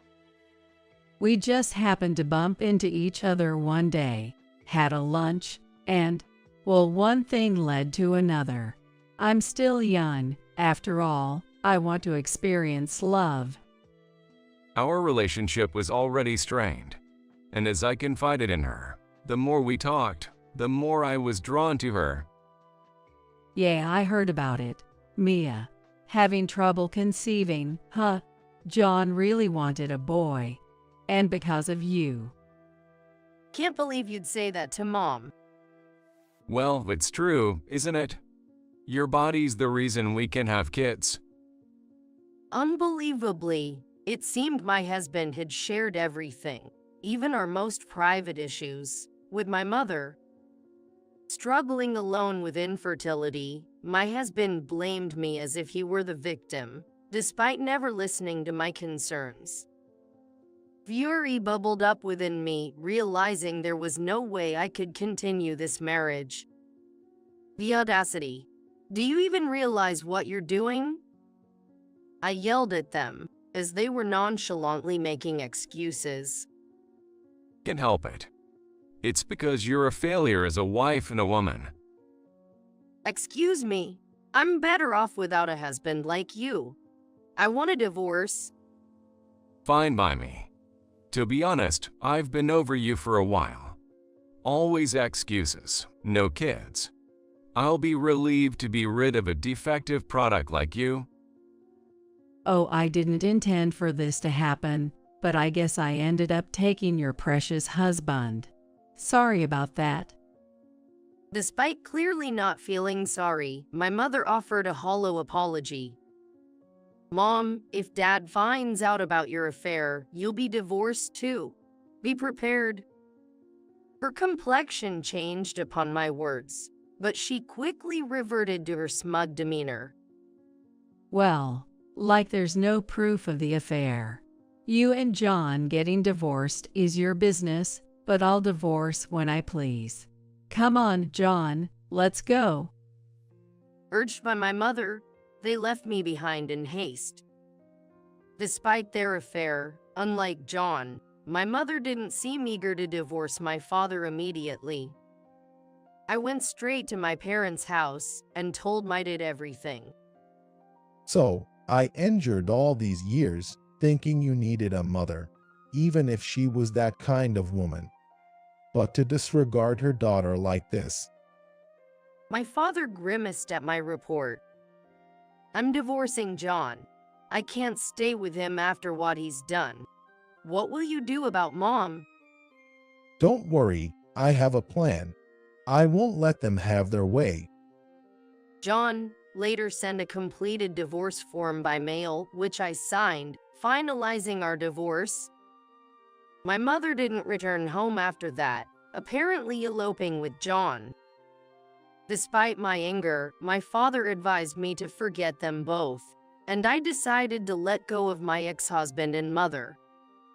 I then moved out of the apartment I shared with John and returned to my childhood home. My father had become quite self-sufficient. Ironically, thanks to my mother's neglect. Despite everything, I'm happy to live with you again. Thanks for coming back. I enjoyed a brief period of peace with my father, but it didn't last. He contracted a widespread pneumonia and suddenly became gravely ill. Mia, I am sorry for all the hardships. Live your life as you wish from now on. On the brink of death, my father firmly held my hand and told me this. Tears welled up as I nodded in agreement. Despite medical efforts, his condition rapidly worsened, and he passed away. Dad, I wish I had been a better daughter before you left us so suddenly. As I prepared for his funeral, an unexpected visitor arrived. Long time no see. Heard he's gone. My mother and John, my ex-husband, were there. They stood at the door with disdainful smiles, barging into the house. What do you want now? Just go away. What? And who do you think you are? He and I are married, you know. It's only natural for a wife to rush over when her husband dies. To think you'd say such a thing after eloping and not contacting anyone for years. Oh well, say whatever you want, but no matter how much you scream and shout, I'm still his widow, which means I have a right to the inheritance. There was insurance too, wasn't there? I can't believe it. That's why you never divorced Dad. After suffering an injury, Dad retired from his construction job and worked hard at a company he joined later, eventually reaching a respectable position before he passed away. Despite having no formal education, it must have been the grit he developed during his days as a craftsman. He had many subordinates who admired him for his caring nature. All the more reason not to divorce.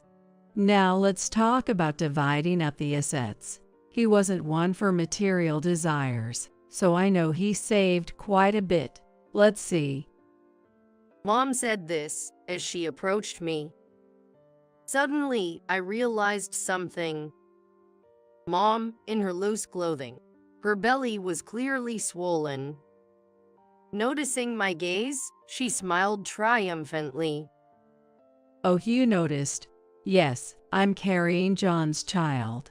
It seems you've been waiting for one you could never have. I'll bear the child in your stead. Different from you. I had a child easily. Now I can finally become a father. Breaking up with you was really for the best. The two of them hurled the most hurtful words they could at me. However, their plan backfired. Unfortunately for them, I wasn't hurt in the slightest. Oh, this is hilarious. Both of you look so foolish. I couldn't help but laugh, holding my stomach. The two of them looked at me, dumbfounded. What's so funny? Because it's ridiculous. Hey, I hate to say it, but are you sure that child is really John's?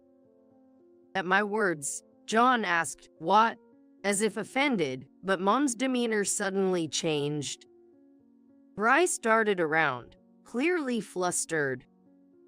But John seemed oblivious to it. It's definitely my child. Don't say such nonsensical things out of spite. Yes, that's right. Don't be sore losers. Whether it's a sore loser's talk or not, this will clarify everything. I stepped away and retrieved a document I had kept, frisking it in front of them. What's this all of a sudden? What is this? What are you so surprised about? It can't be that. Huh? What does this mean? The two were shocked by the content of the document. It was a report from a private investigator detailing Mom's social interactions. After Mom eloped with John, I happened to see her in town. She was with a young man I didn't recognize, not John. Following them secretly, they entered a hotel together. What does this mean? Could it be that Mom is? I talked with my father before he passed and decided to investigate Mom's behavior. I thought it might be useful someday. The investigation confirmed that Mom was indeed involved with a man other than John. John, with a look of disbelief, frantically reads through the documents. There, detailed information about his mother and her boyfriend is written. John, reading the report with disbelief, glared at Mom next to him after finishing it. What is this report about? Were you deceiving me?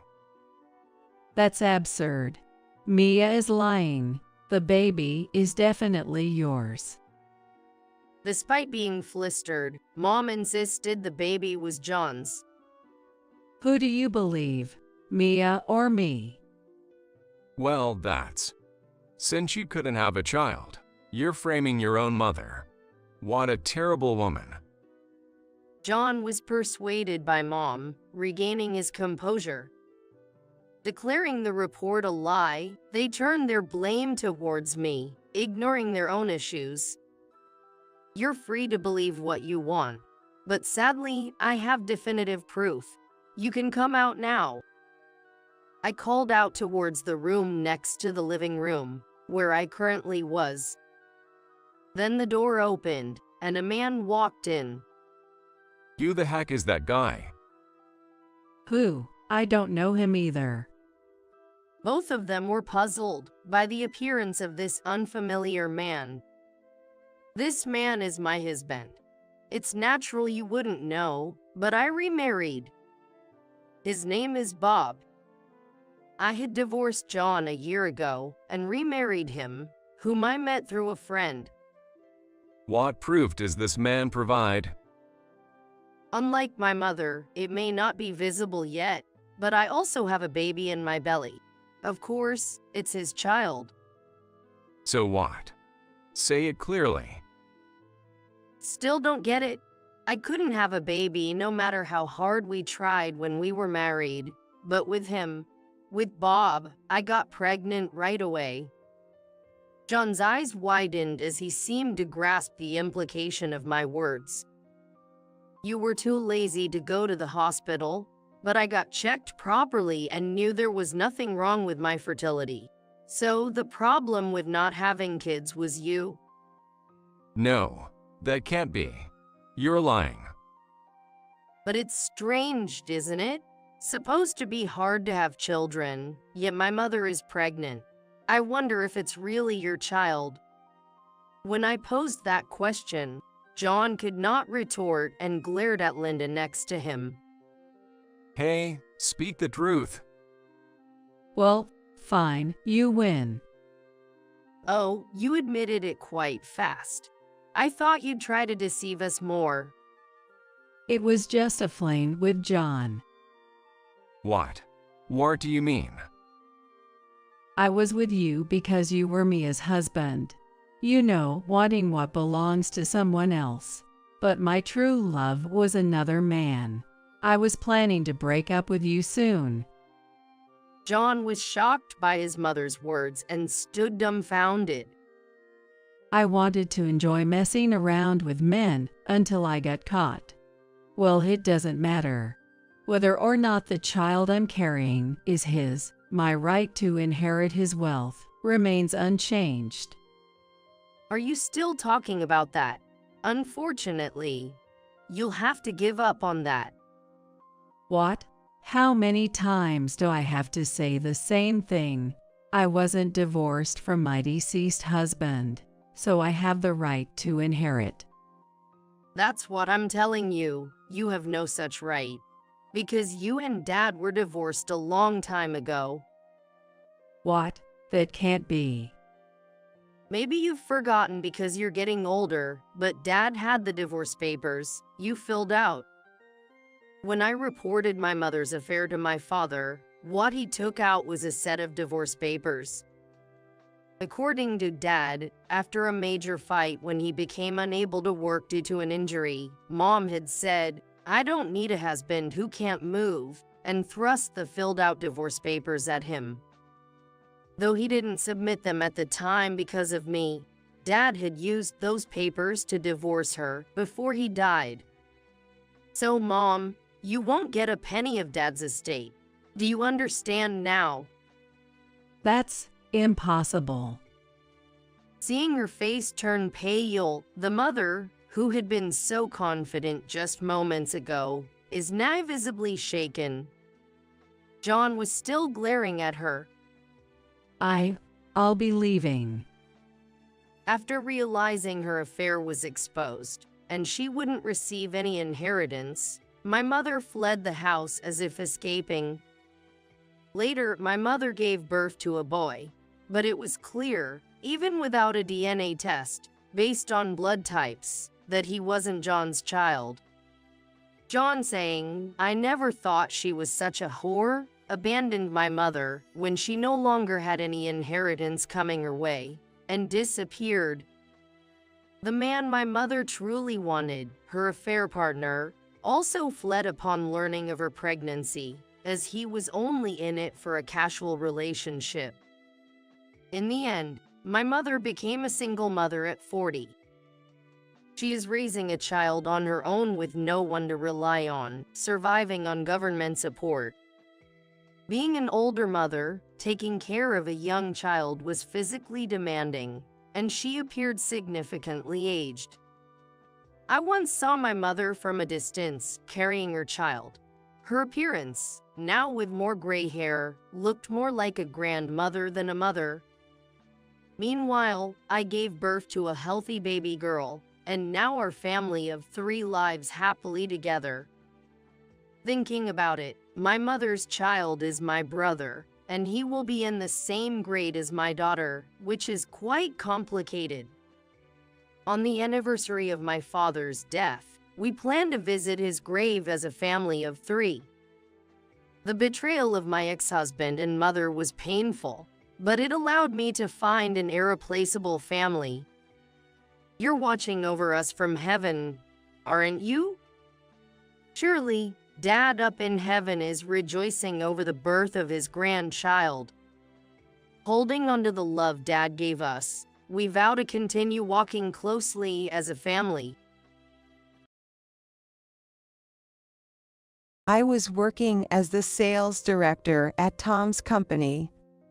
One day, I was absolutely floored by what Tom said when he got home.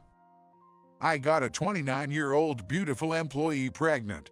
Please, let's get a divorce." I was taken aback. It was all too sudden, and I couldn't organize my farts. I told Tom that I wanted to have a discussion with the 3 of us later, and then I lay down on the bed in our bedroom. Emily was pregnant. It turned out I was the one with fertility issues. Even though I thought I had lost all feelings for Tom, I couldn't stop the tears from flowing.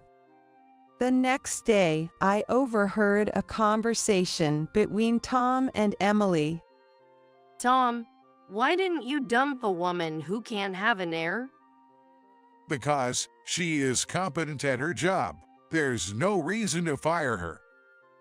Then let's just keep her around.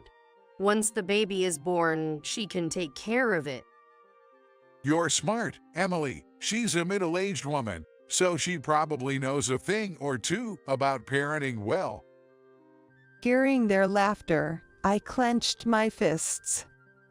Always talking nonsense. You guys enjoy it while it lasts. I'll make sure they regret ever making fun of me. I'm Maria, a 44-year-old housewife. 10 years ago, at a reunion with college friends, I reconnected with Tom. Tom is the only son of a well-known local famous company. He lost his father when he was young, and now his mother serves as the company's chairwoman. Back in college, I shared a class with Tom but never got close to him, because a lively group always surrounded him, and I felt inferior due to our different backgrounds. However, upon reuniting, I found he didn't flaunt his wealth and was actually very friendly and cheerful. Later, after dining out together, Tom asked me to be his girlfriend, and eventually, he proposed. My family is just an average middle-class household. I was nervous that his mother might object, thinking I wasn't good enough, but when we went to meet his parents, they accepted me without hesitation. It seemed to make a good impression that I had studied accounting and business management in college, and had also obtained certifications. After getting engaged, I took a job at Tom's company, and now I'm working as the sales department manager, handling sales administration tasks. Growing up watching my parents' loving relationship, I always dreamed of getting married. I never doubted that if I were with the person I love, we could build a warm and loving home. So, I never thought our happiness would crumble in just a decade after getting married. At the beginning of our marriage, Tom was very kind to me. His friendships were extensive in addition to his company as the CEO, and so his weekends were scheduled almost every week.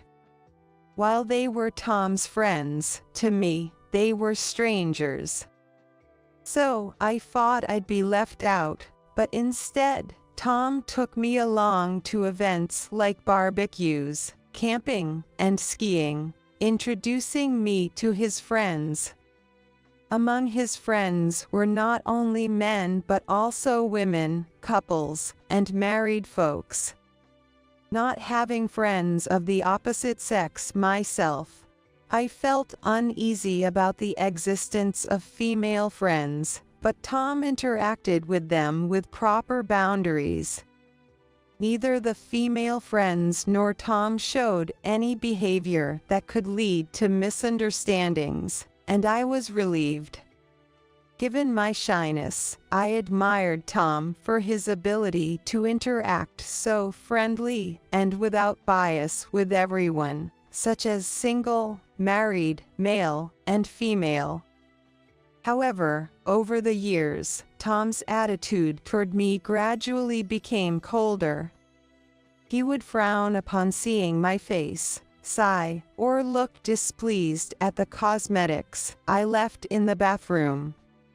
Tom, our anniversary is coming up soon. I'll make a reservation at our usual restaurant." When I mentioned this, he replied grumpily, "Can't you see I'm busy with work? I don't have time to go to the restaurant." "But you've always made time for that day no matter how busy you were." Then Tom sighed deeply and said in an exasperated tone, "If you want to go, go by yourself. How long are you going to act like we're still newlyweds?" I was disheartened by his harsh words. Surely he must be tired and irritable. Thinking this, I sent him a tie from his favorite brand for his birthday, but he wasn't pleased. "Maria, you have no fashion sense. I don't like this brand anymore. Why would I want more junk in my drawer?" "Oh no, I'm sorry. I had researched online and even went to the store to carefully choose it, only to be criticized like that." I couldn't recall doing anything to particularly upset him. Despite saying he was busy, he regularly went to gatherings with his friends. The thought crossed my mind, does he not want to go out with me? And then a definitive incident occurred. I was excited when invited to go to the mall, so I got ready with enthusiasm. I wore a brand new outfit and did my makeup more brightly for the private outing, eagerly waiting for Tom to be ready. But when Tom was ready to go, he looked at me and smirked. "What's with that outfit? Wearing a skirt at your age is just ridiculous." "Oh, no, doesn't it look good on me?" "Do you even realize your age? Once you're past 40, you're officially an old lady, right? Your makeup is too loud, and curling your hair looks ridiculous. You might have been cute back in the day, but that's not the case anymore." His disdainful tone pierced through my heart. "But your friends dress up stylishly, don't they?" "They can pull it off because they're beautiful. You're different. Trying to look young at your age just looks desperate and pathetic." "I don't want to try making younger." Tom clicked his tongue in response to my rebuttal. "Put on your normal clothes. Are you trying to embarrass me?" Forget it. I've lost my interest in going out. You've ruined the mood after I went through the trouble of inviting you." With a look of disgust, he threw his jacket on the sofa and retreated upstairs to his study. "I want shrimp fried rice in 30 minutes for today's lunch." His voice came down from the stairs. I was just a little excited about going out after a long time.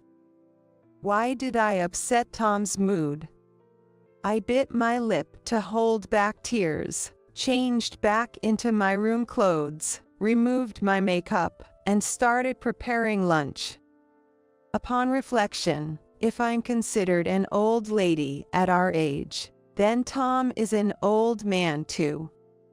I may not be a beauty, but Tom is just an average middle-aged man.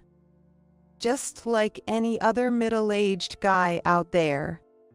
Raised to be the next CEO of the company, he's always been full of pride and confidence.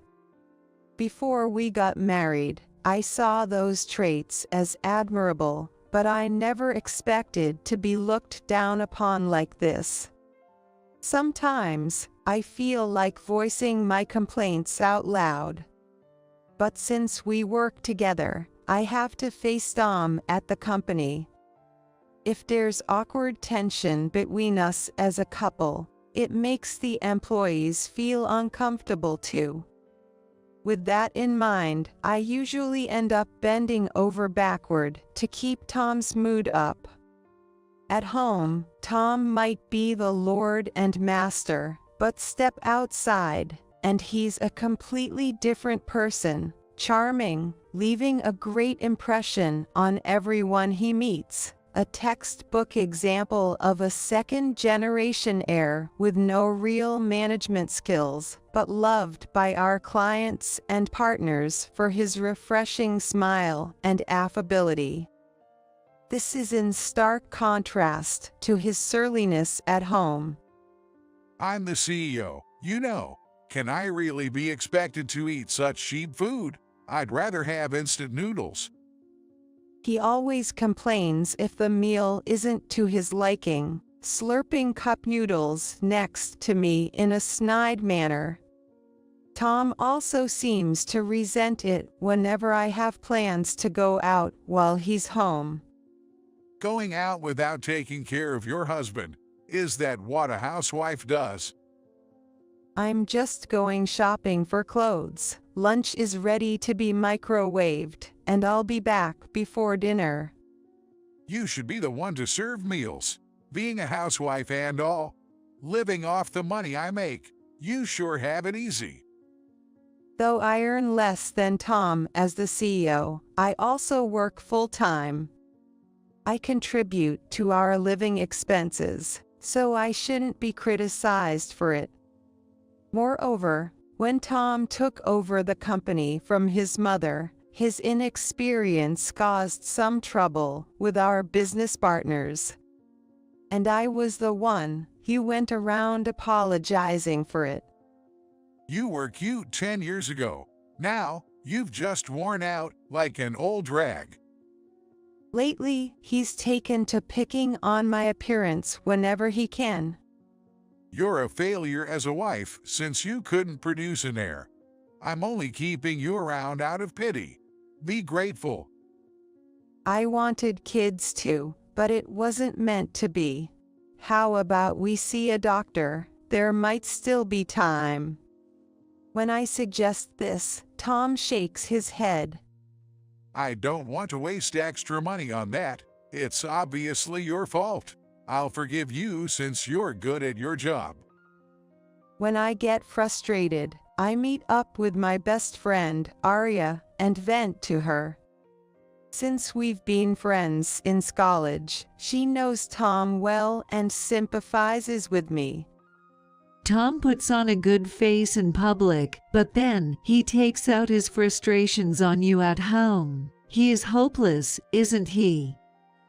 Arya frowned, resting her chin on her hand. Remember how he used to come crying, wondering what to do? Does he think he's the only one who's grown the company? Maybe he's forgotten where he started. I muttered. There was support from Mill and the other executives, but I worked hard too. Thanks, Arya. I feel a lot better now. As I thanked her, Arya responded with a bright smile. I'm always on your side, Maria. Whenever something comes up, just let me know. I'm here to help.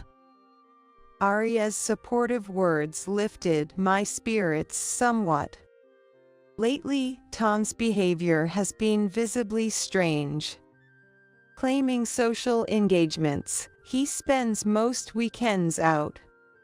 Even on weekdays, he doesn't come home until after midnight. Yet, he never seems tired, instead always looking like he's having a good time. One evening, after finishing the housework, I was reading in the living room. Today, Tom left in the morning without saying where he was going. I expected his return to be late at night. Then, unusually, he came home just after 8 p.m. Tom entered the living room, his cheeks flushed with excitement he could hardly contain. Welcome back, you're home early today. Maria, you're gonna be glad. What? Why? I'm going to have a child. I blinked in disbelief. Excuse me. I got a 29-year-old beautiful employee pregnant. Please, let's get a divorce.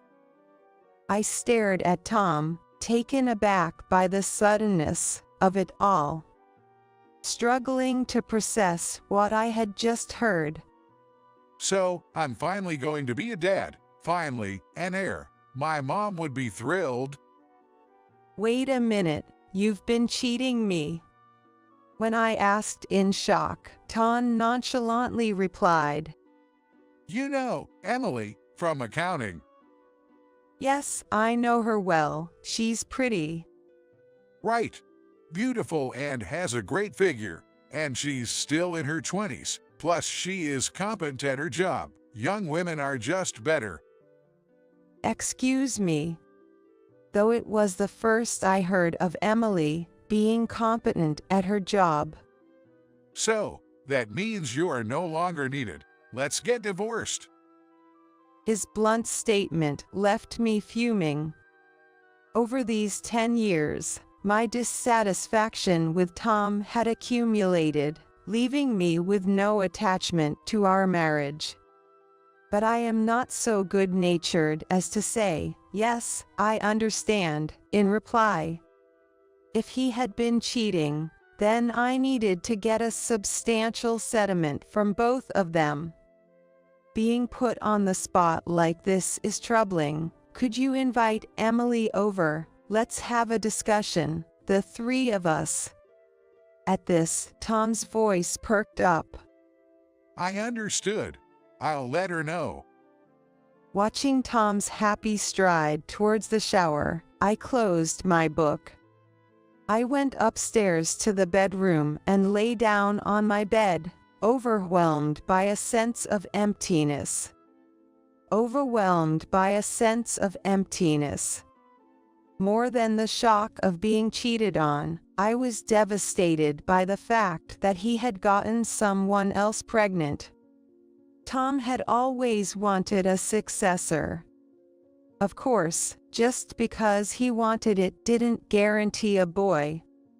But before that, I couldn't become pregnant. If Emily was, then it implied the issue was with me. I wondered if we would have been happily raising a child together by now, if I had been able to conceive. I thought I had no love for Tom anymore, but I couldn't stop crying. The next day, I arrived at work early, my eyes swollen. I made myself a coffee to wake up. As I was about to step out into the hallway, I overheard Tom and Emily's conversation through the door. Was she shocked? Yeah, she looked completely stunned.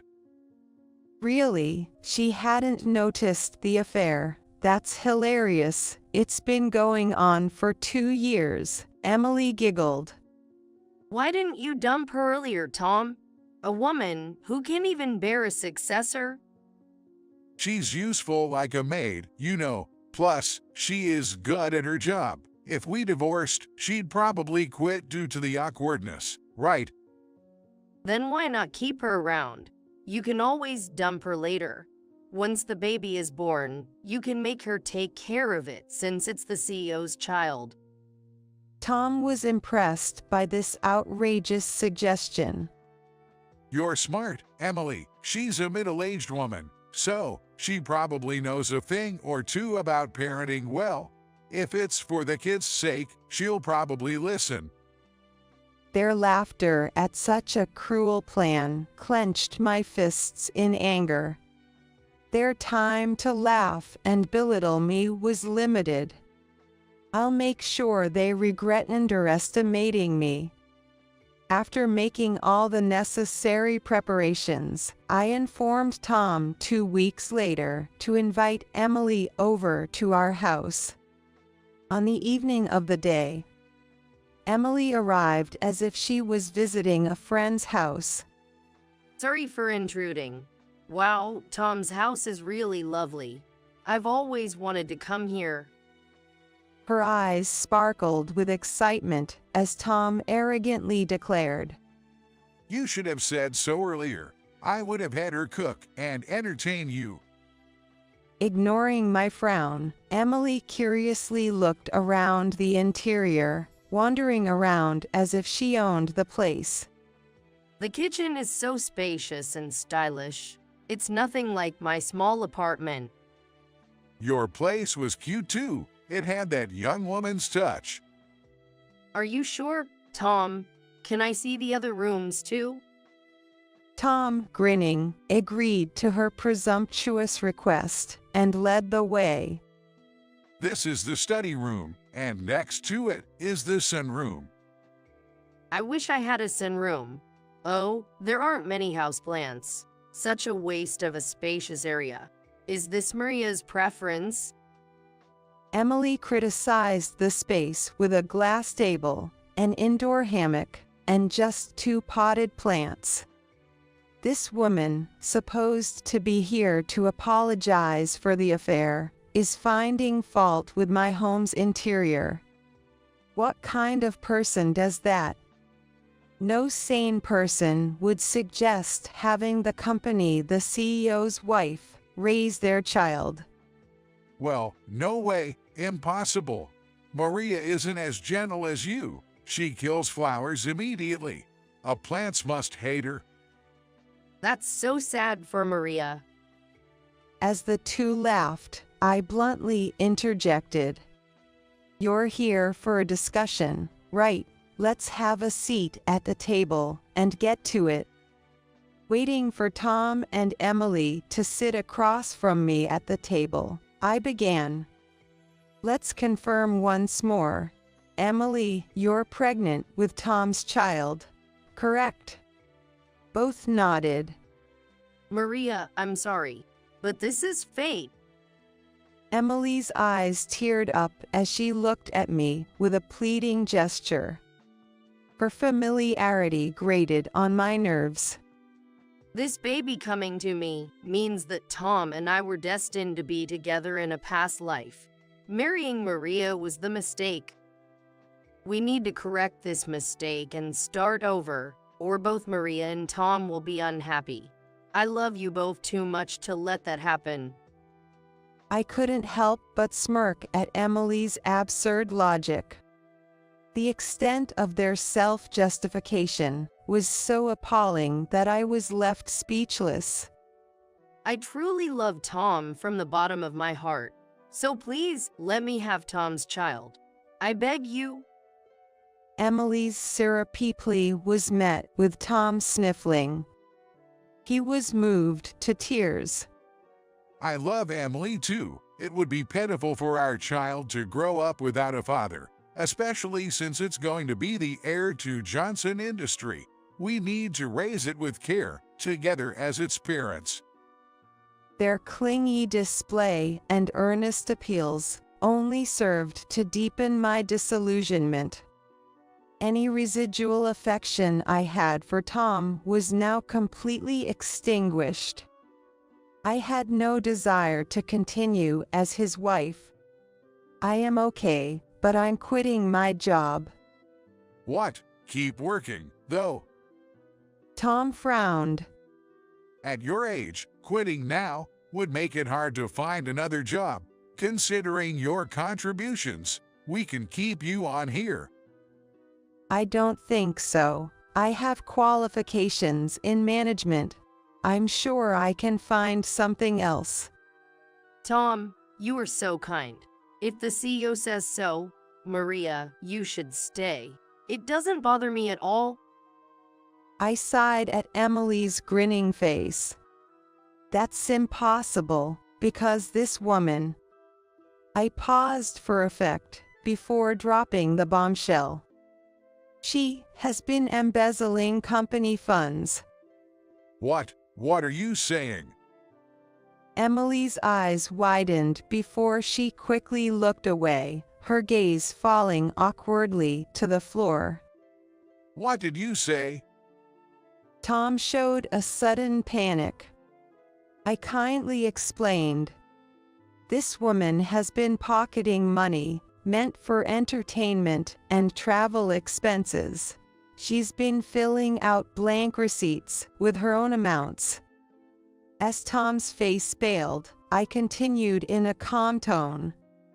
Nobody noticed for 2 years except for me. It only came to light after I conducted some interviews with related parties recently. I sighed heavily. Considering it's a family business, I thought it's time to cut ties. The thought of seeing your faces after the divorce disgusts me, so I'll be looking for a job elsewhere. Stop casting weird suspicions, please. Emily protested, her face contorted in discomfort. Where's the evidence for such a claim? The accounting manager you were cheating on threw up everything when the managing director asked.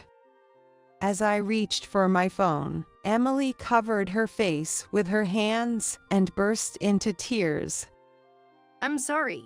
Actually, my father's company went bankrupt. My mother fell ill with an incurable disease and was hospitalized. My brothers rebelled against such parents, made debts, and disappeared. My salary alone wasn't enough. I just ended up doing it. Whether she had eye drops prepared or not, Emily cried violently. Tom, easily deceived, consoled Emily, deeply moved. That stuff. You should have told me. I didn't want to trouble you, Tom. All the money went to paying off debts. I can't pay it back. Tom seemed to believe her transparent lie. She must have spent all the money herself. What are you saying? Don't be so formal. Crying too much might affect the baby. How much was it? It's $20,000, and of course, I expect it all back. Depending on your attitude, I might even press charges for embezzlement. That much we can cover. Who knows about this? The whole board. I'll keep them quiet. Emily, don't do it again. Yes, I won't. Thank you. I was disgusted by Tom stroking Emily's head. It is hard to believe the CEO's attitude. It felt like watching a poorly acted romance drama, making me nauseous. I suppressed my nausea and continued as planned. So, Emily working part-time at a hostess bar was also to help your family. Tom showed a flicker of disturbance at my words, but quickly pretended it was nothing. Our company doesn't prohibit part-time jobs. I wish you should have told me about it. I'm really sorry. Emily's face stiffened, a detail I didn't miss. Smiling, I laid out the photos I had acquired on the living room table. Stuff like this seems harmful to the baby, honestly questionable, but if it's Emily's decision, there's nothing I can do. Emily's expression changed instantly. She snatched the photos from the table. That was. Shots with her clients. Tom, you wouldn't want to see this. Emily answered with a forced smile, but I laid out different photos in front of Tom. He gasped. Understandably, since the photos showed Emily arm in arm with various men, happily entering hotels. Emily scrambled to gather the photos that suggested she had intimate relations with multiple men, but it was too late. Emily frantically tried to explain, as Tom was at a loss for words. It's not what it looks like. I felt sick during off-site dates and entered duress. I didn't do anything shady. Believe me, Tom. She pleaded with sparkling eyes, but even Tom was visibly shocked. Is that so? You don't believe me, Tom. That's so mean. You're the only one for me. Emily's feverish appeal to cling to Tom only made him display a bitter expression. I sighed heavily and stood up. retrieving my private laptop from the bedroom and plugging in a USB I had received from a detective agency to play the damning audio evidence. Tom cried out in distress as the room filled with indiscreet sounds. Stop it! Stop it right now! The walls of hotels are surprisingly thin, aren't they? Seems like it's easy to record through them. I wonder if it's the technology or the equipment that's impressive. Emily, looking demonic, lashed out at me as she approached. You shameless woman. Are you going to these lengths just to break us up? You don't care about Tom's feelings at all. It's fine for you to hurt him. I'm merely exposing the truth. The one who hurt Tom is you, isn't it? And are you really pregnant? Or do you want the status of being the CEO's wife? It's different. My stomach will start showing soon. It's definitely Tom's child. With those photos, you can be sure whose it is. A mother's intuition. Did you say it is intuition, huh? I couldn't help but laugh at her audacity. Emily, getting in my face and shouting back, insisted. I wasn't serious with those guys. They were just for fun. The only one I truly love is Tom. I am sorry, but I can't understand Emily's logic. I shrugged in resignation and turned to Tom. What about you, Tom? Even if the child looks nothing like you, are you planning to raise it as your heir? I don't know what to say. Not expecting him to hesitate, I threw in a sarcastic comment. So, any boy will do, even if he's someone else's, just like a cuckoo. What? It's my blood, not someone else's. And what right does a woman who can't even get pregnant have to talk? Emily exploded in anger. You know, you've always acted so high and mighty, despite being so unattractive. Ever since I joined the company, I hated you. Just because you're good at your job, you think you can boss everyone around. Blaring and ranting in fury, she continued. Telling male employees not to flirt, advising against seducing bosses. You are so annoying. As Emily ranted vulgarly, confident in her tirade. You're jealous of me because you're ugly, aren't you? You must have thought you were a winner when you married the CEO, but you are a loser now. Emily laughed in a high voice. Hey, that's enough. As Emily ranted vulgarly, confident in her tirade, Tom seemed dismayed.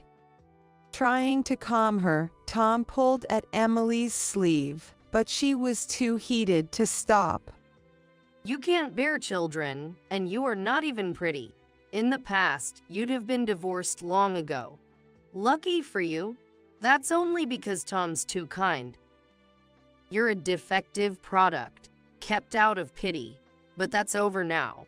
Hand over the position of the CEO's wife to me, and go back to being a lonely old hag.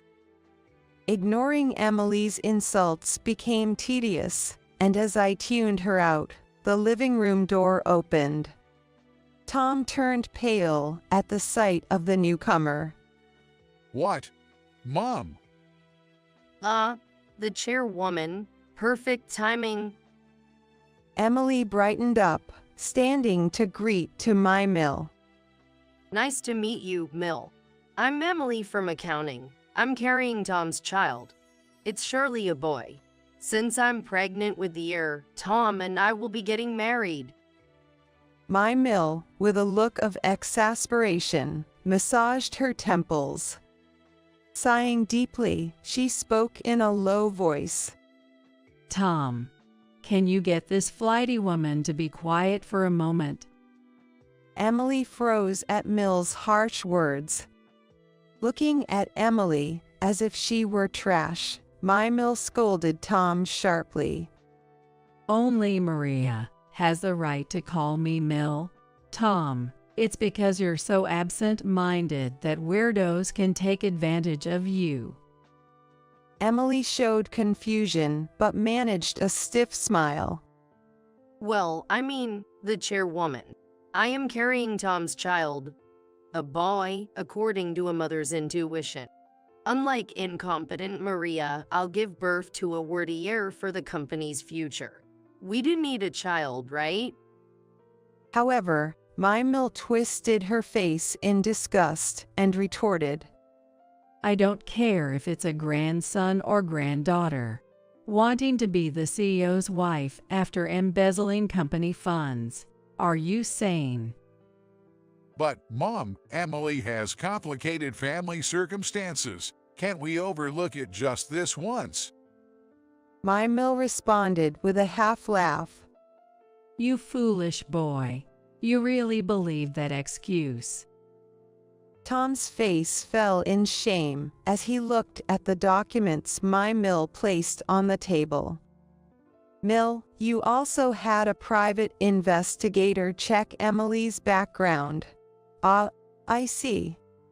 I chuckled as I read the documents. Her parents work for a major corporation, and her brother is studying abroad. Her family is much wealthier than mine, so the embezzled money was for her personal use.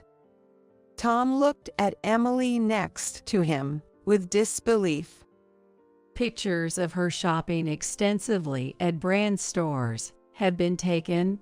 You're in debt because of credit card payments, right? Mill sneered through her nose. Also, this woman's obstetrics and gynecology is run by an acquaintance of mine. After I explained the situation, they let me know she's not pregnant at all. What? She's been going there for irregular periods, right? Emily turned bright red as Mill grinned wickedly. Bitch, don't give away my personal information. Sure. Anyway, be prepared because we're pressing charges for embezzlement. Please proceed with the preparations, Arya. Yes, I understood, madam. I smiled at Arya, who appeared behind the chairwoman. Indeed, my best friend Arya is the company's legal counsel. When Emily's embezzlement came to light, I informed Mill and immediately consulted Arya. This was all while calculating the best moment to confront the situation, just as Tom was pressing me for a divorce. I'm so sorry for lying about being pregnant, but my love for Tom is real. Please believe me. Emily's tearful plea softened Tom's expression. Emily. That's right. Tom, you're being dismissed as the CEO for your irresponsibility in this affair. Tom and Emily gasped. Come on, just for an affair. You had an affair with a woman who embezzled. It's only natural. Not a single executive is on your side. This can't be happening. Tom began to shake, covering his face with his hands. Tom was good at entertaining clients, remembered well by other company the CEOs, which is why we kept this good-for-nothing around. Mill continued in a stern voice. But neglecting Maria, who contributed to the company, for a brainless young woman, a son like that is frankly unnecessary. Lie. Fired. Please, spare me. I was deceived by Emily. Tom's voice sounded close to tears. Mom, I was wrong. It was just a moment of folly. I'll break up with Emily. Just keep me at the company. It's impossible to find another job at my age. Tom's pathetic plea to his mother made Emily seem disenchanted. What?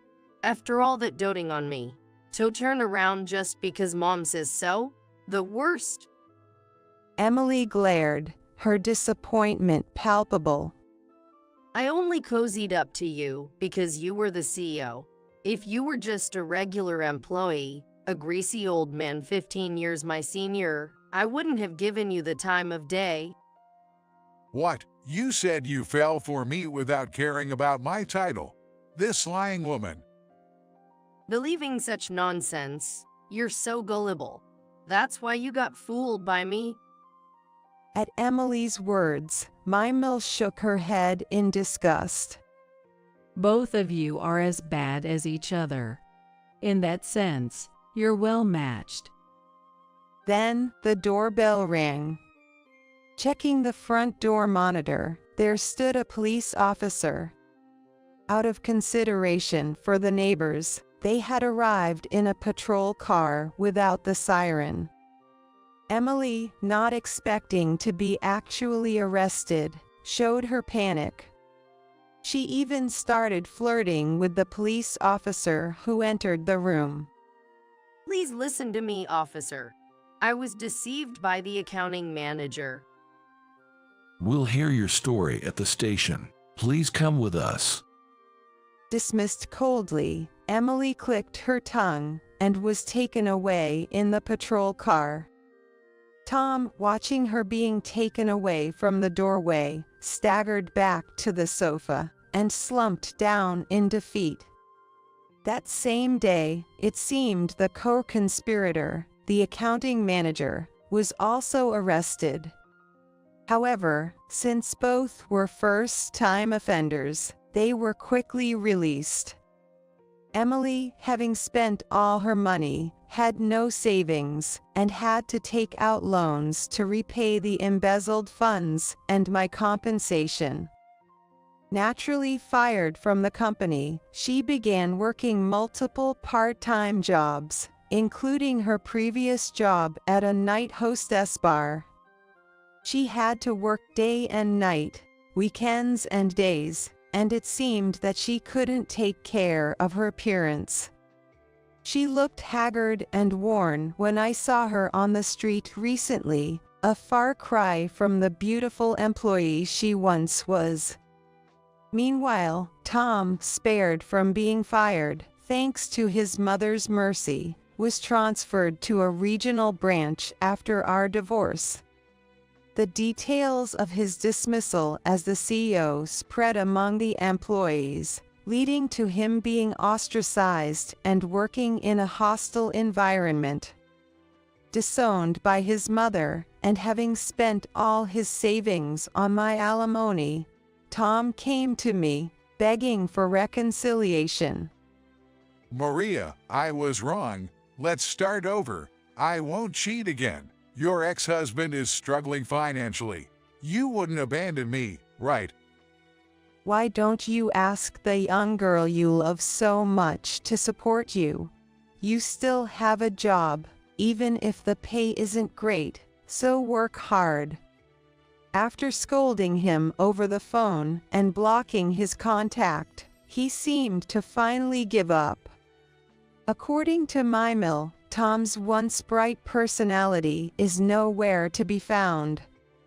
He spends his days without speaking to anyone, completing his tasks, and locks himself away in his room on his days off. Tom's cousin, who had been the CEO, took over as the CEO in his stead. Recognized for my past achievements, I was promoted to a director on the board. The new CEO, though not much of a talker, is sincere and well-liked by the staff. My work has become busier, but my days are fulfilling. Though divorced from Tom, I occasionally have meals with my ex-husband's mother. Despite her position as the chairwoman, she never pressured me about producing an heir. This ordeal has deepened my respect for her character. Even though my ties with Tom are severed, I hope to maintain a close mentor-mentee relationship with the chairwoman, appreciating her as a senior figure in life.